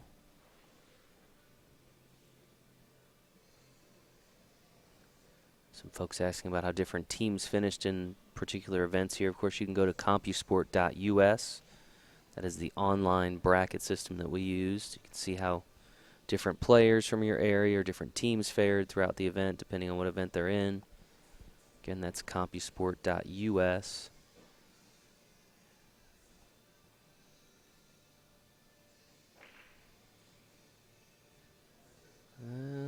Not quite enough juice there. Major traffic jam there in that third of the table. Yeah, it's opening up little by little. And Colleen's looking around to see if she can get a shot after this 11 ball here. She can hit it firm. Center ball, a little bit of high. She should be able to come up for the 9. Yeah, she went the other way with it. We did start with 713 teams in this year's 8-Ball World Championship. We are down to the final 2. We started this morning with 4. Of course, 2 were eliminated in the semifinal round. Give a shout out to those teams. We had the team of Haha. They were from Lincoln Park, Michigan, and the team of the Jesters from Mablevale, Arkansas. Both those teams tying for third place. I believe they each took home $7,500 in prize money, so very good event for them.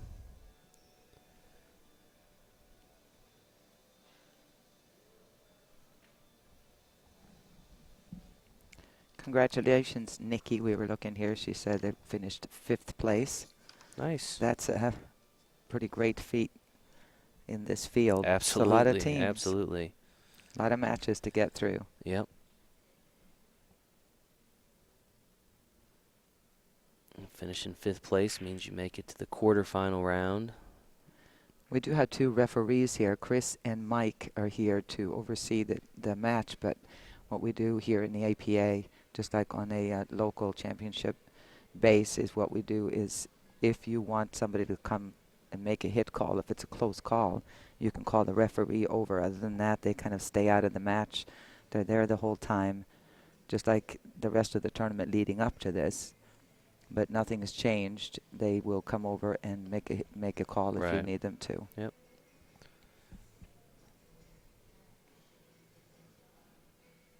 Maddie Mowdy here. Again, she is a member of the Biggelbach team from Portland. She got on the board in that first game when her opponent, Colleen Craig, scratched on the 8-ball. Colleen looking to atone for that here in the second game. Really a huge game here for Colleen and her team. Already trailing 2-1 in the overall match. If Maddie wins this next game, that'd be a 3-0 split for Biggelbach. Put them up 5-1. So big game here for the Sharktank. You know, as I was getting ready this morning, I was having some breakfast and I looked at the T-shirt contest. Yeah. And there are a lot of shirts. We got a lot some of creative. great ones. Yeah, we got some creative. Oh, that's awesome. APA members out That's there. awesome. I think we put the link here a few moments ago in the comments where you can go and vote on the team shirts, your favorite team shirt. I know a lot of those teams put a lot of thought and effort into those designs. Really another cool aspect of the APA World Championship experience. Yeah, I've really seen some great shirts this year. All right, not sure that 9 ball is going to go. I'm pretty sure it's going to pass just barely by the 3 you can see there. Easily passed. So I ran into Boomer Humphreys in between the racks there. She is the league operator in Portland. And she confirmed that they've actually never had a team finish higher than 17th out here. So this team of Biggelbach has already gone much further than anyone from their area has ever gone, and obviously there's been a league there a long time. Oh yeah, that's one of our largest in the country. Portland area there, one of our best leagues. Seattle, another large league area.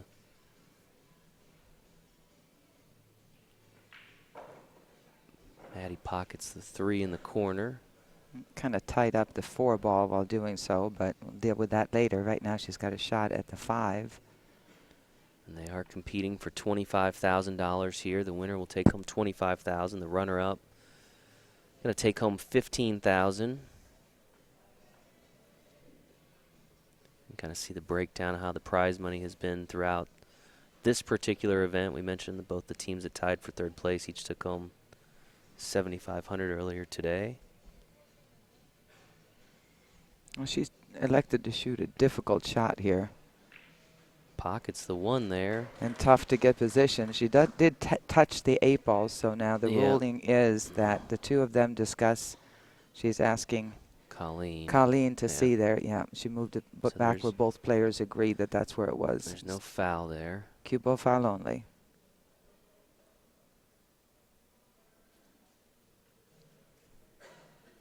Question by Scott Metzen saying each player have to pay taxes, and yes, last I checked. Unfortunately. Yeah, it's no different than if you go on a game show and you go on Prices Right. If you win prizes or money, it doesn't matter. There's a value on it, what it was purchased for, and that's what you pay taxes on any winnings. Not our rule. You got to talk to the folks in Washington, but yeah, definitely have to pay taxes.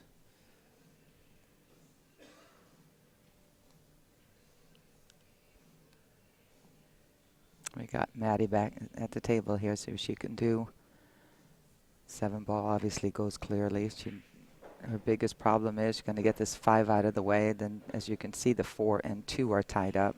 But again, the skill level 3 is not necessarily going to be looking like, how do I break them out? Yeah. Can I hit some, right draw and spin it around 4 rails? That's not what a 3 is really looking at. That kind of a position play. You got to make your balls and then deal with what comes later. There you go. Oh, watch out, watch out. Held up. Somebody was asking where you're a league operator, Ava.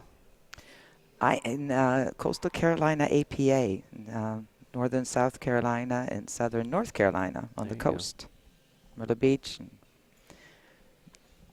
We have a lot of fun down there. Are you close to the beach? How far are you? My house is only about 10 minutes from the beach. Nice, okay. 12 minutes, yeah. Which is nice when the hurricanes come in. Yeah, you're a little bit far farther enough, yeah. I guess we're rolling into that season a little bit too as we wrap up summer hurricane season. I know it typically kind of gears up in the early fall. Hopefully not this year, though. Hopefully not. Hopefully not. No. Okay, let's see what she's going to do here. She's going to go rail first. I'm going to have the Mike is going to come over and take a look at this, make sure that she hits the 4-ball first. Oh. She did a good job there, but look what happens. All right. Wow. So, you know.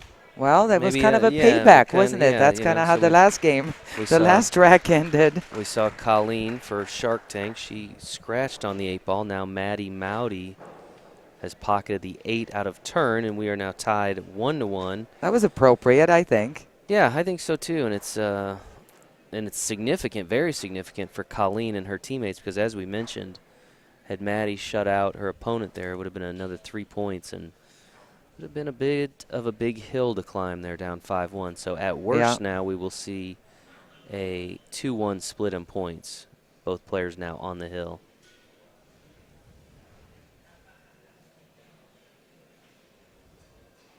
Well, that was it hurts, but it was kind of appropriate after. Yeah, I think so. Kind of here, yeah. I'll give you Karma, one. Fine, let's go like for that, it in the last rack.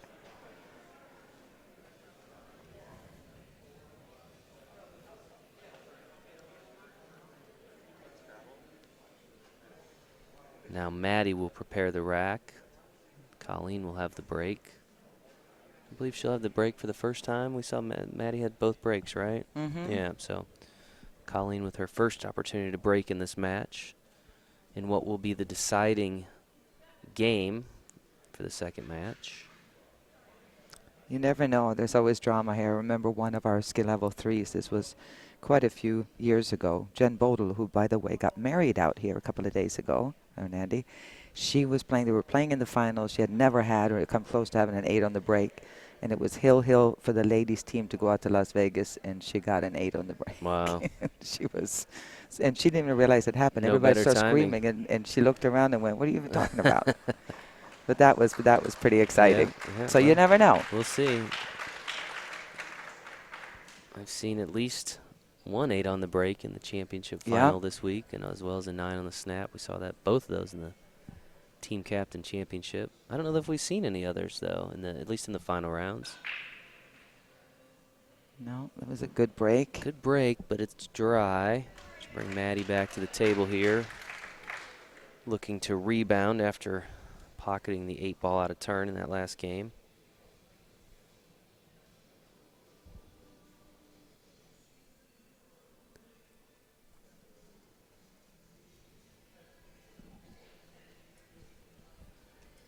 So again, it's going to be a guaranteed 2-1 score here, one way or another, with the 3-point system. That's a good shot.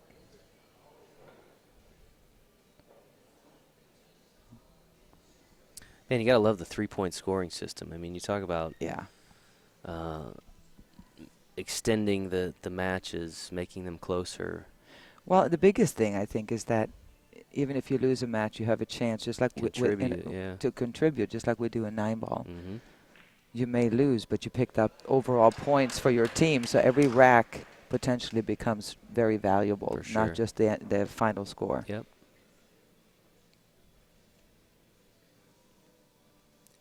Maddie pocketed that 9-ball, so she's going to shoot stripes, high balls.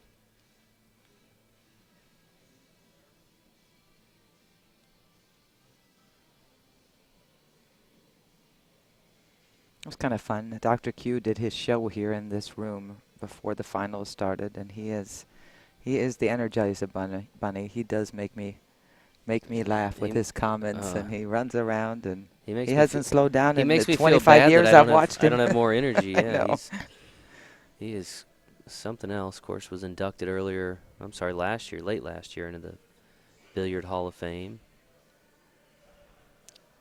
amongst others like Miss Lawrence next to me, also in that coveted Hall of Fame. Do you still have your green jacket? Got a green jacket? I bet you don't wear a lot of green. You know, we were supposed to wear those. We had at the Moscone Cup this year. We all came out. All the living Hall of Famers were brought out. Yeah, what a night that was. It was great, wasn't it? And oh wow. There we go. And it stayed.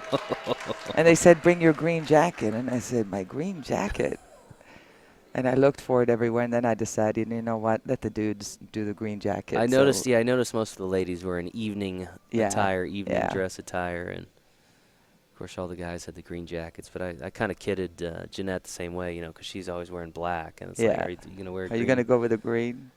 Green and I was jackets. inducted, you know, there's been 14 years ago now, 2005? so I don't even know if that would 2005, fit. 2004. 2004, yeah. okay. So I don't even know if it would fit anymore. Good shot. Yeah, what a cool night that was, that particular Hall of Fame induction with all the living Hall of Famers present. Darren Appleton and Dr. Q being inducted there. The evening of the first day of the Moscone Cup. A lot of credit goes to Mike Pinozzo. He's the publisher and editor of Billiards Digest for making that happen, and really a huge night for the entire industry. And you know what? A treat for everybody that was there. And a treat as far as history, because there was a lot of commemorative, like the cue balls and signing stuff and interviews with all the players that will last forever. But it was a treat for us players, too.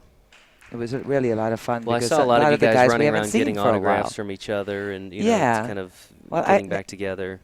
And I did use some for raffles back in my league area, but also I wanted to have one because I've never been an autograph collector per se. Sure. But I think back to when I was around Minnesota Fats or Moscone, you know, it would have been fun if I would have had Steve Miserak, the autographs. Some of these folks that are no longer with us that were such legends of the game. Colleen at the table once again.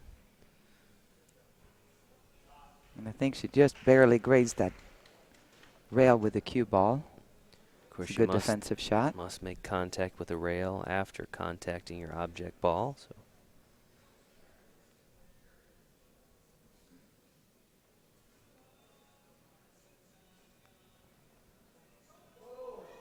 Uh-oh.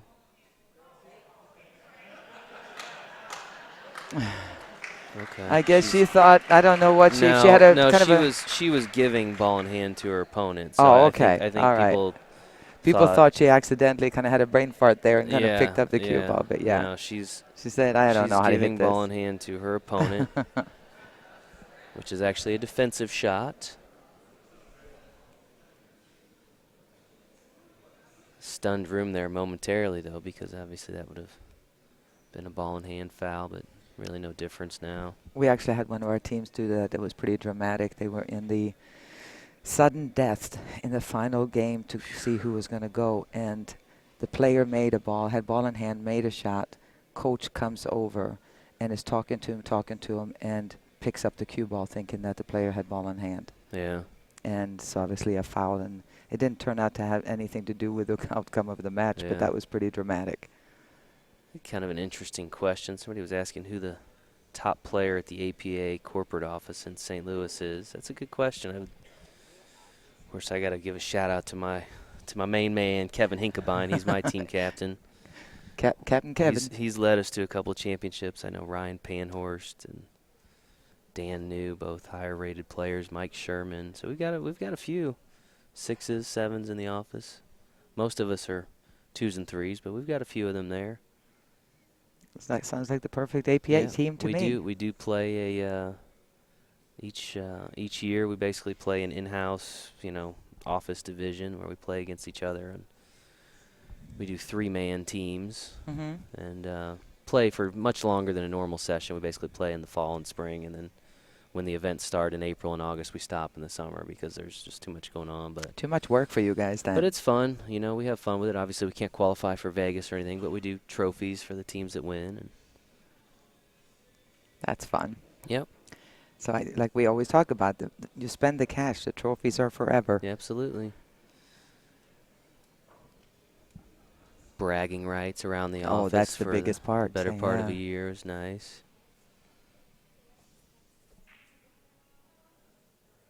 All right, that was a smart shot. Didn't leave very much there for Maddie. I tell you what, thus far, this 8-ball finale has lived up to what we'd hoped it would be. It's very neck and neck battle. We had a hill-hill race in the first match. We are hill-hill here in the second match. Can't get any closer than that. But it is going to be a big turnaround who wins this. It's either going to be 4-1 or it's going to be 3-2. That's a pretty big difference there. Because no matter what happens in this match. Well, it'd be 3-3 if Sharktank wins, right? They trail 2-1. They'd get a 2-1 split. Oh, I thought it was 2-0. You're right. It's 2-1. My bad. Yeah. My bad.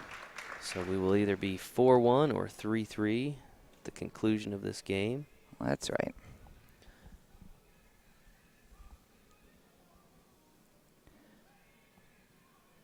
To answer Gregory, we don't put a lot of pressure on these players in the finals. There's a sudden death all throughout the tournament. But once we get to this point, if it gets absolutely ridiculous, there might be a shot clock that is considered. But we like to leave these guys and do their thing here in the finals. There's enough pressure on these guys as it is. That's a big part of it, is the pressure of the particular finals. Because, again, here in Pool Dog Championship Arena, you've got, maybe 150 people, 200 people now watching. Obviously, you've got the TV or the streaming aspect of this and the viewership. So it's a little different than, the matches they've played leading up to this. Definitely more pressure.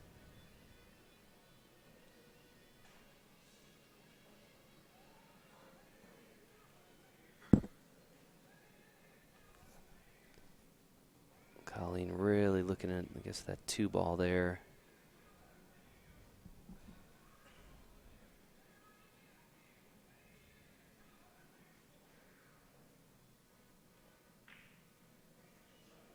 Good job. Pockets the 2 in the corner. Didn't leave herself much, but, one ball at a time will work. And now she has a great opportunity to play a defensive shot if she wants to. Jimmy, you are correct. It'll be either 4-2 or 3-3. We did misspoke a little bit earlier, depending on the outcome here. If Colleen wins, it will be 3-3. If Maddie wins, it would be 4-2.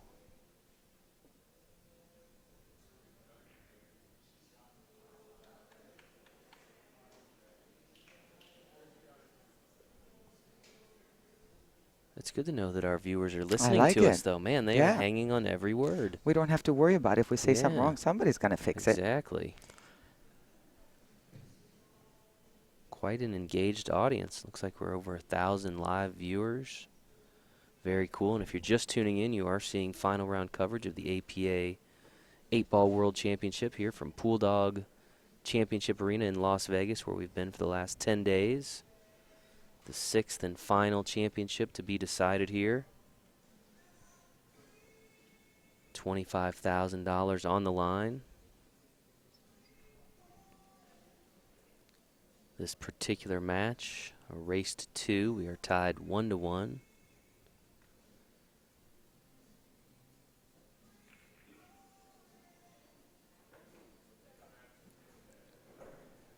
All right, that was Maddie playing a defensive shot. She did make another ball, but it's not a terrible leave, I don't think.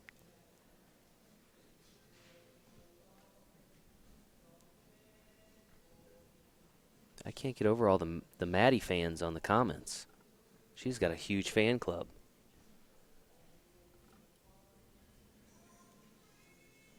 That's a big league in the Portland, Oregon. There's a lot of players that's true. out there. It's a very big league.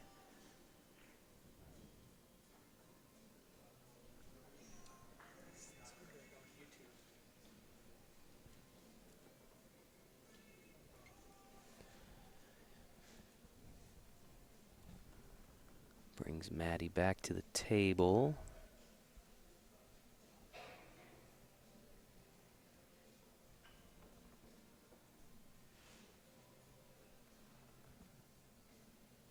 She's looking things over, trying to plot a course here. Yeah, she doesn't have an offensive shot in any way, so where do you go to place defense here? Looks like she's trying to figure out if she can play that 10. Doesn't look too confident in that. No. She's looking at a super backwards cut here, and again, letting the cue ball loose. The good thing is if the cue ball goes up towards the other side of the table, if it doesn't hit the 10, and she hit it way too thick, so it stayed down here and left this shot for Colleen here to make the 3. Colleen still has 3 balls and the 8 left on the table. So it's getting down to the nitty-gritty, but at least everything is open now.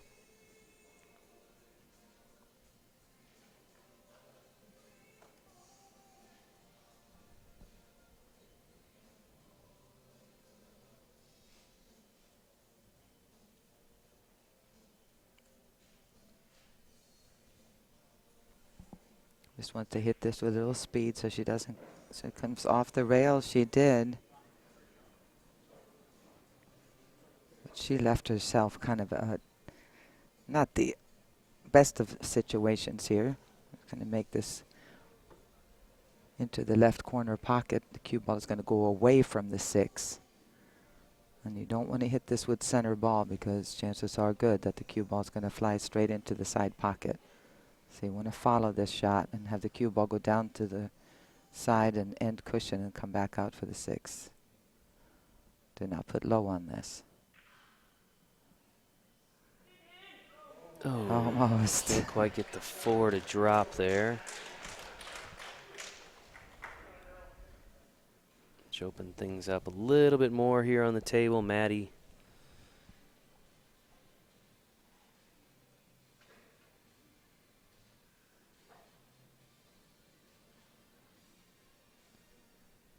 Debating the 10 or the 15.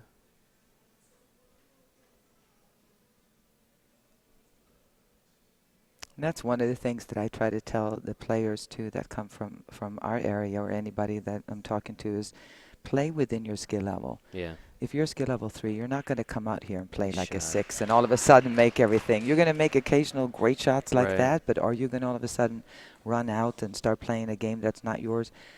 There's a reason why we have a skill level limit of 23, which means that everybody does their own thing. Right. So don't put so much pressure on yourself that you have to be something. And that goes for our 7s also. They think that because they're the 7, the team sometimes put the pressure on them like they're supposed to win. Well, other teams have 7s too. So nice shot, nice shot. It's going to just hang there. Wrong spin on the ball. Couldn't quite follow up Kept a great it out. shot with another one. Just it was a good try, though. Missed that 15, though, but yes, good try. But she's left this for Colleen now. 2 semi-automatic shots, even for skill level 3. The question is the 8 ball. If she rolls this up, the natural position for the cue ball when she makes the next one is going to be to make the 8 in that corner where the 15 is sitting. So we'll see what she's going to do position-wise here.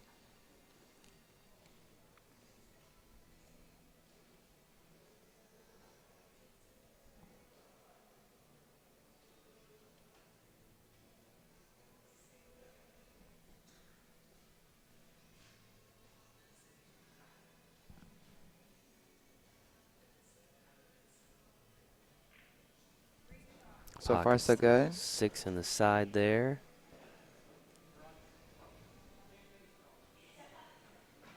Okay, this is a good time for a timeout, and that's exactly why he may have let her just go ahead and shoot, because natural position, like I said, is going to be to get on the 8 ball to be shot in the same pocket where that 15 is. So yeah, and there's no debate. I mean, she's shooting the 4 here. He's basically trying to set her up for the next shot after the 4. Yeah, he's trying to figure out the best way for her to go without letting the cue ball go too crazy.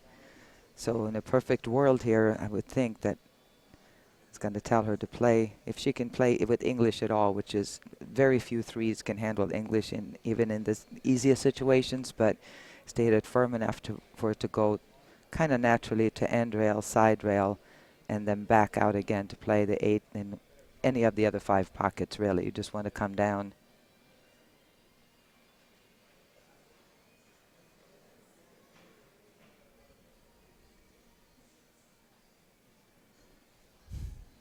Angie said she's so nervous and she's only watching. Yeah, we get that. We get that for these players, too. We tend to get a little antsy ourselves because it is a lot of pressure for these players. Of course it is. There it is. It's the 4. She hit it hard, and she came across, not all the way down, but she's given her a chance for the win right here. Good timeout. Good little talk there. Yeah, she really struck that ball hard. Yeah, she did. She gave it everything she had. So she hit it a little bit too thick, but luckily enough, if she would have hit it even thinner, she may have scratched in the side pocket there. So that all worked out just great.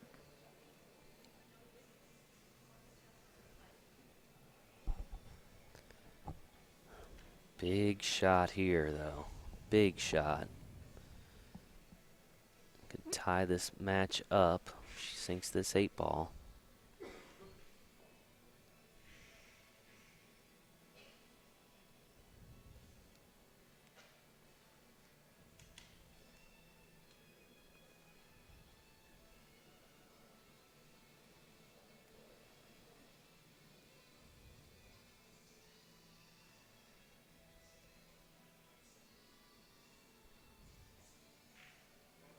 Can't quite wow. get it to go, unfortunately, for Colleen, but that will give new life to Maddie.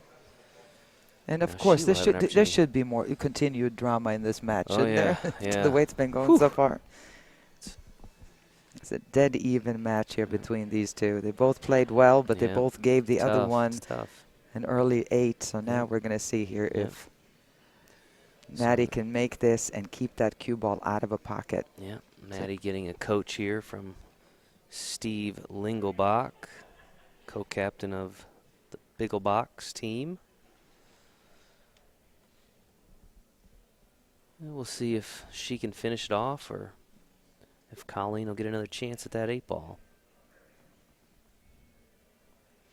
Alfreda just said freaking out here. And But you can imagine what these players imagine are feeling. what Madeline feels You like know, right a couple now. of skill level 3s. They got a few hundred people watching. They're, you know, you can see the $25,000 check right behind the table. The World Championship trophies. It's, you know, for an amateur player, I don't know that it gets much more intense than this. You know, it's one of those kind of things where getting to runner-up is phenomenal Absolutely. in this situation, Yeah. in this field. At the end of the year, been working all year, but man, you want that first place trophy to go home with you, and the money. But I mean, you know, to always remember, yes, we were the world amateur champions. I mean, how cool is that of a thing to be able to tell your kids and grandkids?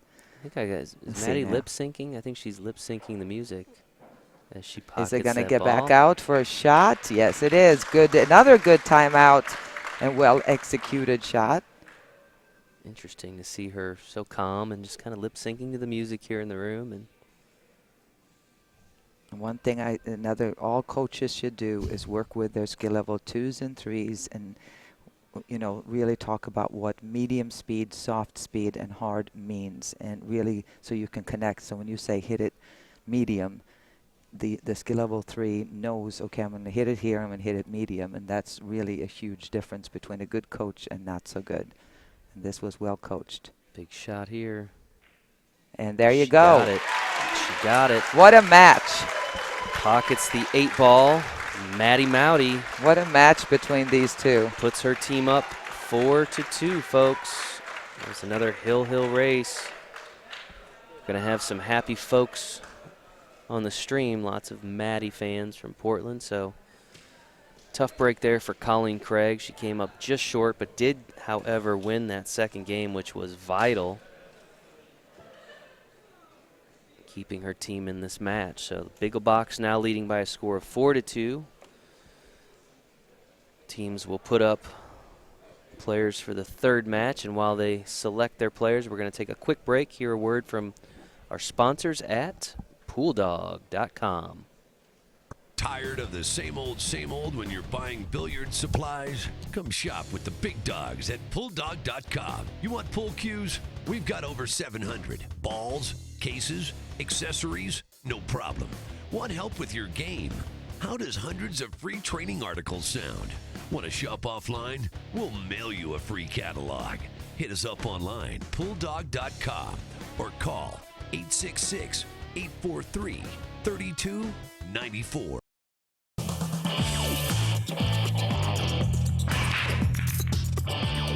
You don't have to play like a pro to enjoy the game I love. If you've ever played in a friend's basement, you can compete in an APA league. In the APA, everyone can play and anyone can win. So if you're looking for a fun night out with your friends and family, join an APA pool league today. Have fun, meet people, play pool. Visit poolplayers.com today.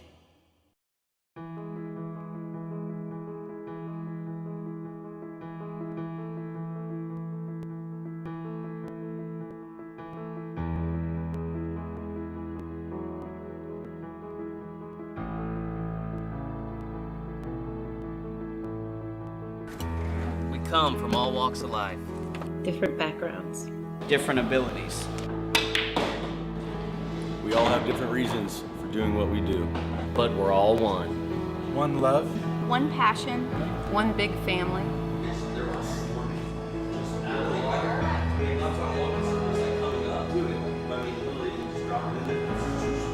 We are. We are American pool players. American pool players. American pool players. And this is our league.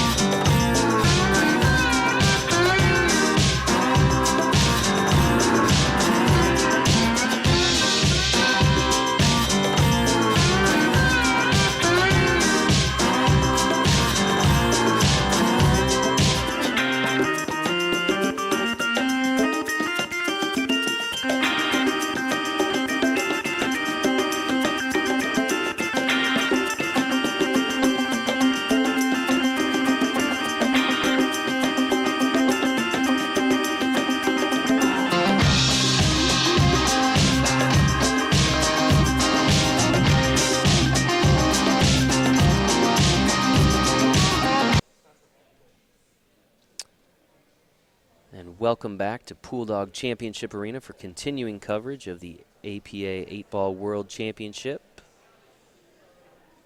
We have our third match about to get underway, where we've got Cody Biggelbach and Lee Thomas Jocks. Cody in the blue shirt. It's a skill level 5. He is racing to 4.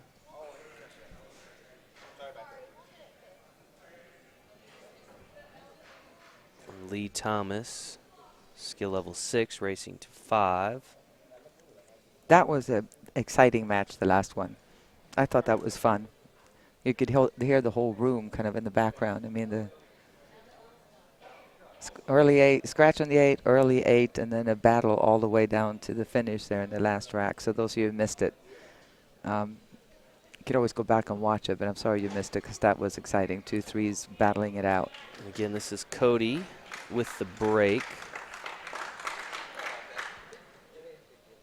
Biggelbach leading by a score of 4-2 over Sharktank. Good break there, Cody. Very good break. Wow. Just make them all, why don't you, Cody? Yeah. What did he all get there? He got the... He's got 5, choice here. the 11, the 1.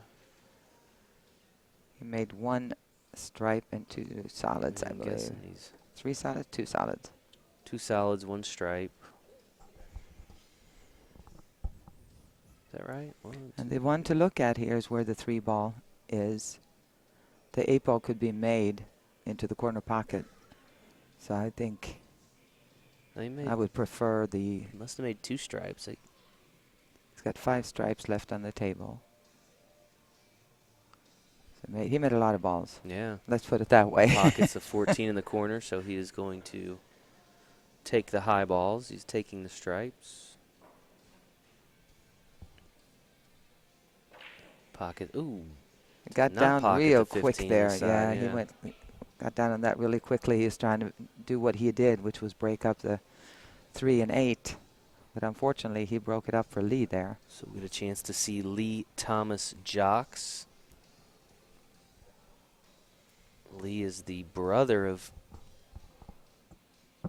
Keisha Jocks, who we saw in the very first match for Sharktank. Of course, they are from Owen Sound, Ontario. Brother, sister, and father. Yep. Okay, this is going to be the toughest shot here. Good shot. Ooh, oh, I thought that went in, and so did he, who went yeah. over to shoot this next shot. And just hung up. That'll bring Cody Lingelbach back to the table. So here's the story with the Biggelbach's name, right? So obviously Cody and his father Steve, brother Matt, all on the team, Lingelbach's. Apparently that is the second portion of the name. The Big's name is their mom's maiden name. So that's how you get Biggelbach's. That's what I was told. Very cool. Of course, both of these teams are family teams. That's Yeah. kind of neat. Yep. Although we do see that a lot. But 3 family members on each team. Now, we've not seen, you know who we haven't seen yet for Biggelbach, and I'm going to mention her. That's their team captain, Jennifer Wendell. And I want to mention her because apparently, Ava, her daughter, as we speak, is in labor back home in Portland.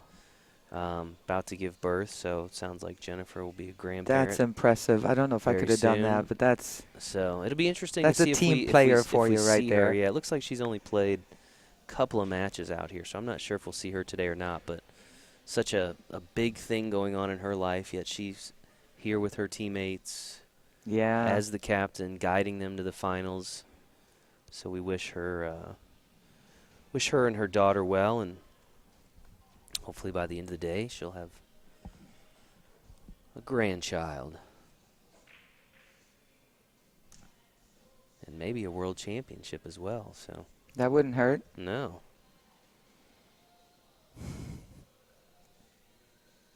Have a safe flight, Barb. Maybe they'll have Wi-Fi on your plane. Somebody will let you borrow a battery. She said she's on her way to the airport. She can't stop watching. Oh, Gonna Mary. kill her battery.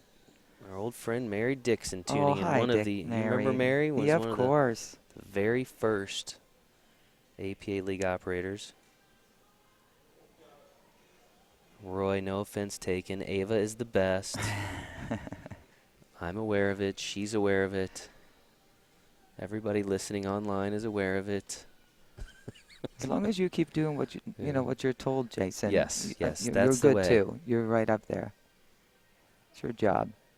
Oh, this is beautiful right now, Jason. The only problem is you can see 9 balls makeable there. But look where the 10-6 are. Yeah.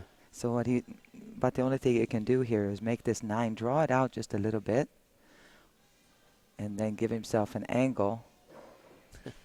Jason Bennett said diaper money. I like that. That's diaper money. If That's Jennifer and her good. teammates win here, it's a little diaper money for the grandchild. But what a cool thing to say, though, honey. Yeah. When you were born, Grandma was playing. Grandma was winning a world championship while you were born, and she rushed home. Okay.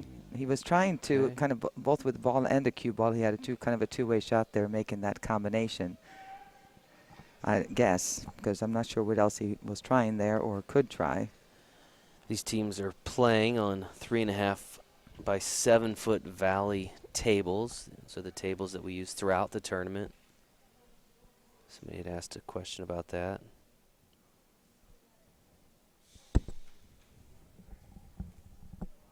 Those tables, as we speak, being loaded onto trucks and headed back to Colorado. Some of them on their way to other events. I know somebody was asking if APA owns the tables. We do not own the tables. We use a company called High Country Promotions. They are one of the few vendors in the country that can provide the amount of tables we need for an event like this. So, what was it, 324 tables or something? Yeah, 300 and 330, 340, somewhere in there. But those guys, man, you talk about working hard. We talked about the referees, but those table tech guys, you know, they do everything they can to set these tables up and make sure they're in great shape. But with the amount of play they have over the course of the 10 days, I mean, there are things that have to be fixed, and they are constantly on call. They barely sleep. So I want to make sure we give a shout-out to the guys at High Country Promotions, Gary and Shannon Benson, their crew doing a great job over the last 10 days. Yeah, I love the videos that you guys put up, you know, with the whole setup thing where you have the time lapse. Pretty cool how we do it, right? I like that a lot. Yeah, we come in, the lights go up, tables come in. I'm mostly impressed on how we stood there looking at it the other day. I was talking to some of the players how the lights are obviously on grids, but how every pool table is perfectly lined up. Yeah. There's none that are like sticking out a little bit more. There's very much a science to it all. We do have a few pros that are league operators, and all are women, actually. Jeanette, myself, Ava, and Dawn Hopkins. Yeah.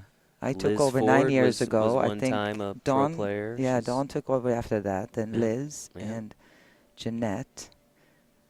And many, many, many years ago, Tammy Wesley played on the Pro Tour for a while. Oh, I know it by a different Tammy in Yeah, what is her in last name Indiana. now? Yeah. Tammy Jones. Tammy Jones. Indiana, yeah. Yeah, a lot of the women players, not so much on the men's side. I don't know that we've ever had a. I'm sure we They're not have, but prepared. They're too lazy to do all the work that comes with it. Well, you said it, not me. Oh, yes, I did. For the male pros that I'm friends with on Facebook, Ava said it, not me. Of course, you've earned the right to say that. You've been around long enough, and you kind of know some of the dynamics and. Well, I ran the Pro pool Tour and- for. yeah. I was the president of the Pro Tour on and off for a lot of years, and on the board. So it's a lot of work behind the scenes. Yeah.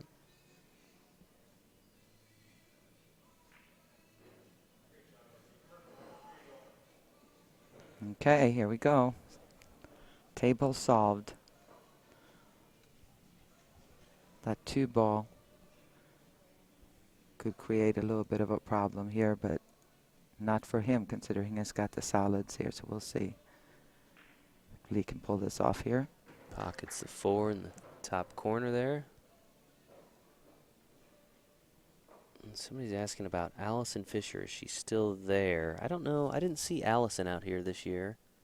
No, I I know don't think she- Vivian no, was she's not. here, and I saw Corey Duell was out here for a while, and Francisco Bustamante, but I didn't see Allison. Of course, she's still very active on the Pro Tour, Allison is. Yeah, she was talking about retiring there for a while. We had some Really? talks about it. Well, a lot of the big tournaments are over in Asia, and none of us really, have been playing for so long. Going over there, it's Long it's way to go a to- yeah, major especially major if you're deal. not living over She's there. got a son, so being away Right. from him, and Yeah. Boy, she's really one of the true great players yeah. to ever pick up a Houston. Yes, she is. Is this going to come up? No, we just got short. We're looking at Bankville here. Again, these are 3.5 by 7 foot tables, not 6 foot tables. I'm not sure if I've seen a 6. I guess. There's some Are some there of the some? bars. I Maybe actually had to do an exhibition once in was a it 6-foot table, 3 and by it was 6 foot crowded. table? Yeah. I don't know that I've. Missed it. I don't know. Where do you get a 3 by 6? Is that like what, a Sears job kind of I table don't- that you yeah, I get? Is don't- one of those kind I of. don't know what it was. It's interesting. 3.5 by 7 foot tables, what some would refer to as bar box. Primarily what you would see out in the market. All Most right. of our leagues played on these types of tables. Okay, here we go. Thin hit. You want to go across and back. Hit that with some speed. No. All right, so the beauty here for Lee is he can just make this 3-ball in the corner. Not an automatic shot by any means, but the nice part is the cue ball will stick right there on the 13 for a shot at the 8, as long as you don't go crazy hitting it too hard. Again, Lee Thomas Jocks, skill level 6. There you go.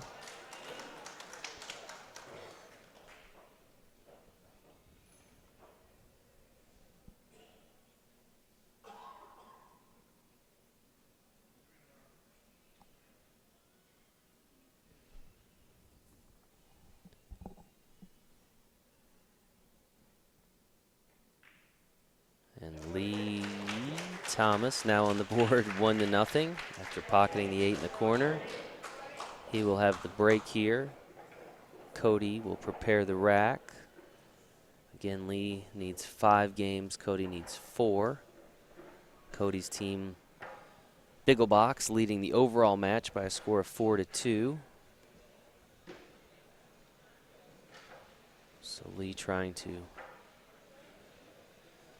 lessen the deficit this third match. Of course, we want to mention our folks at PoolDog.com, our presenting sponsors for this year's World Championship streaming. We appreciate all of their contributions. They've got some great offers right now for APA members as well as our streaming viewers. If you go to their website, PoolDog.com/APA Champs, you can see some of those various offers.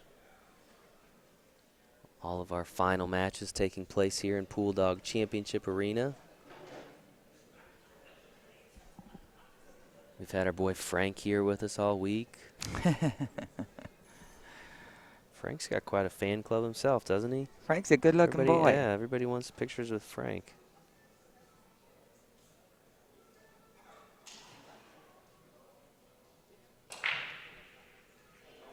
Great break. Oh, wow. Just missed How the did that? Wow. Cody just started breathing again.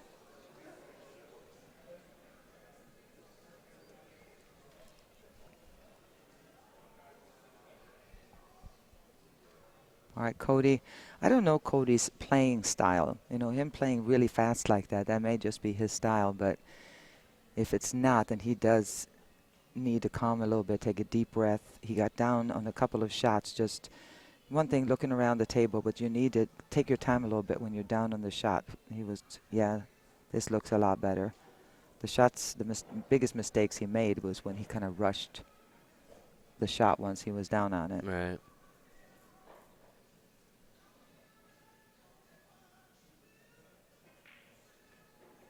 Good shot. And everything is open. Don't have to do a lot of problem solving here. Nothing needs to be moved around.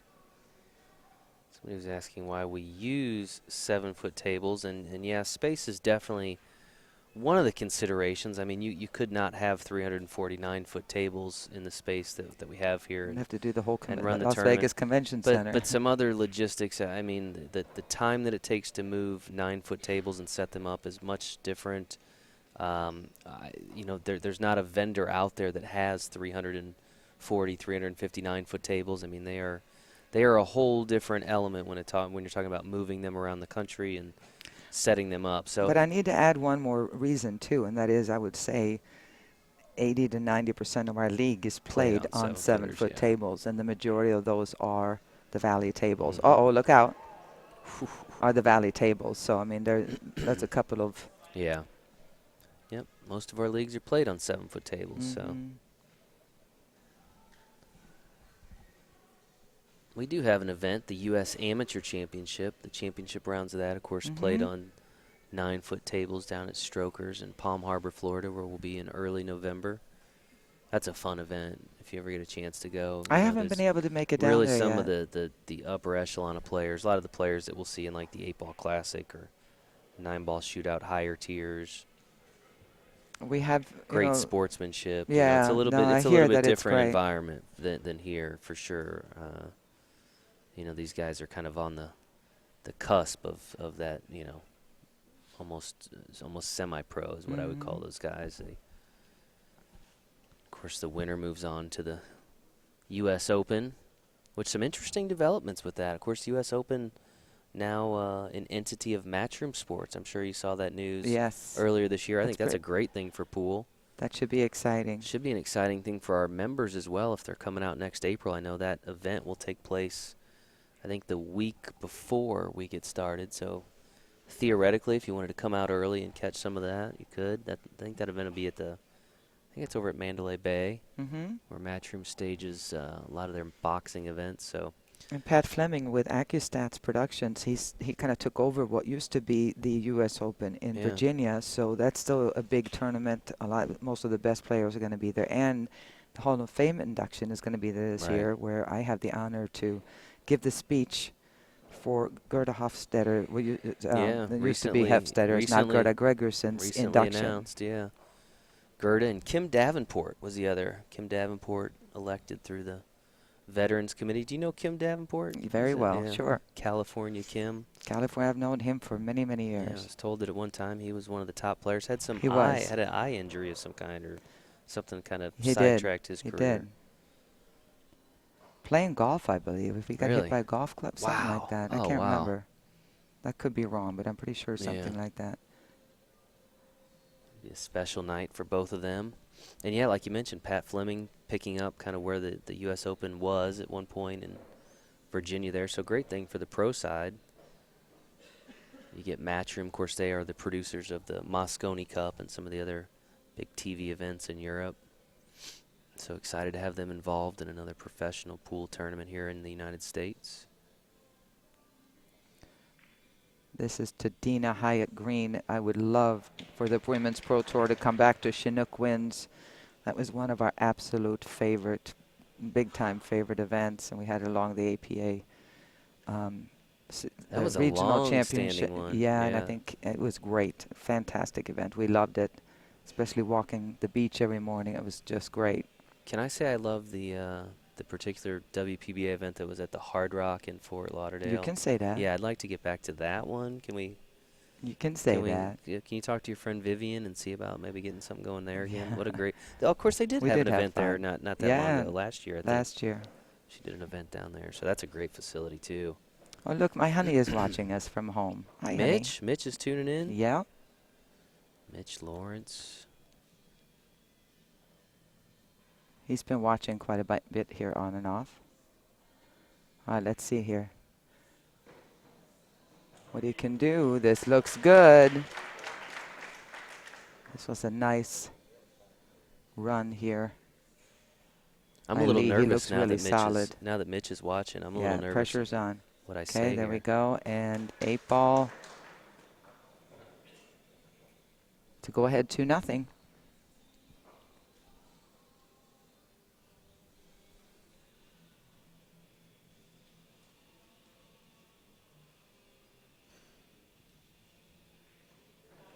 Lee Thomas pockets the 8 in the side.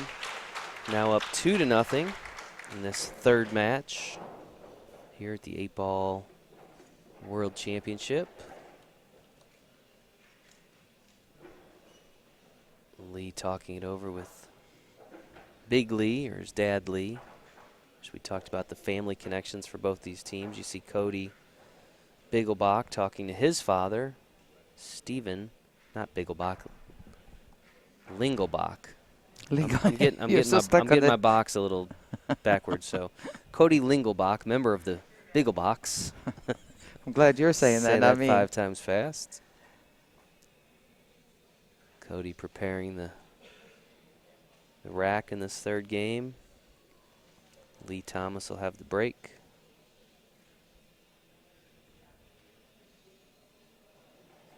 Again, this is a 5-4 race. Lee Thomas needing 5. He has 2. Cody yet to get on the board, but he needs 4 to win this third match. Biggelbach leading overall in the match, 4-2. 8-ball moved again, not quite as much as last time. And the table certainly didn't open up as much as it did the last track, so there's some work to do on this one for sure. Kind of a mess here at the bottom part of the table.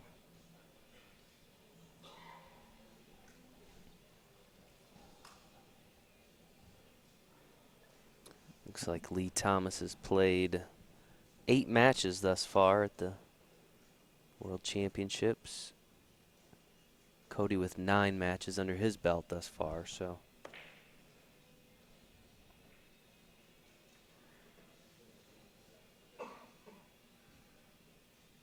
You can kind of look at the roster and see the matches played and kind of put it together in terms of how they're going to field the team here in this match. You can kind of see. Well, at this point, both were kind of tied. They both had played a total of 7 out of the 23. And this one, the Biggelbachs, Cody is a 5 and Lee is a 6. So it'll be interesting to see what numbers they have left and what they can do. You know, the Biggelbachs, I mean the Sharktank, they have 1, 2, 3 6s and a 7, 2 3s and a 4. So, you know, I always admire captains, how they put up and what a big part of it, the game it really is. Right. So much strategy in that it part really of the league or the tournament, whatever they're playing. But yeah, the matching up or pairing up of players. And you also need to know kind of the personality, how you like pressure. It's not just playing like, should we throw off here? Should we put the 2 3s together? Or should we make sure we get the point here? You know, some people are great in the beginning to kind of kick it off. Some are better at the end. And it's, you learn to know your teammates also. So.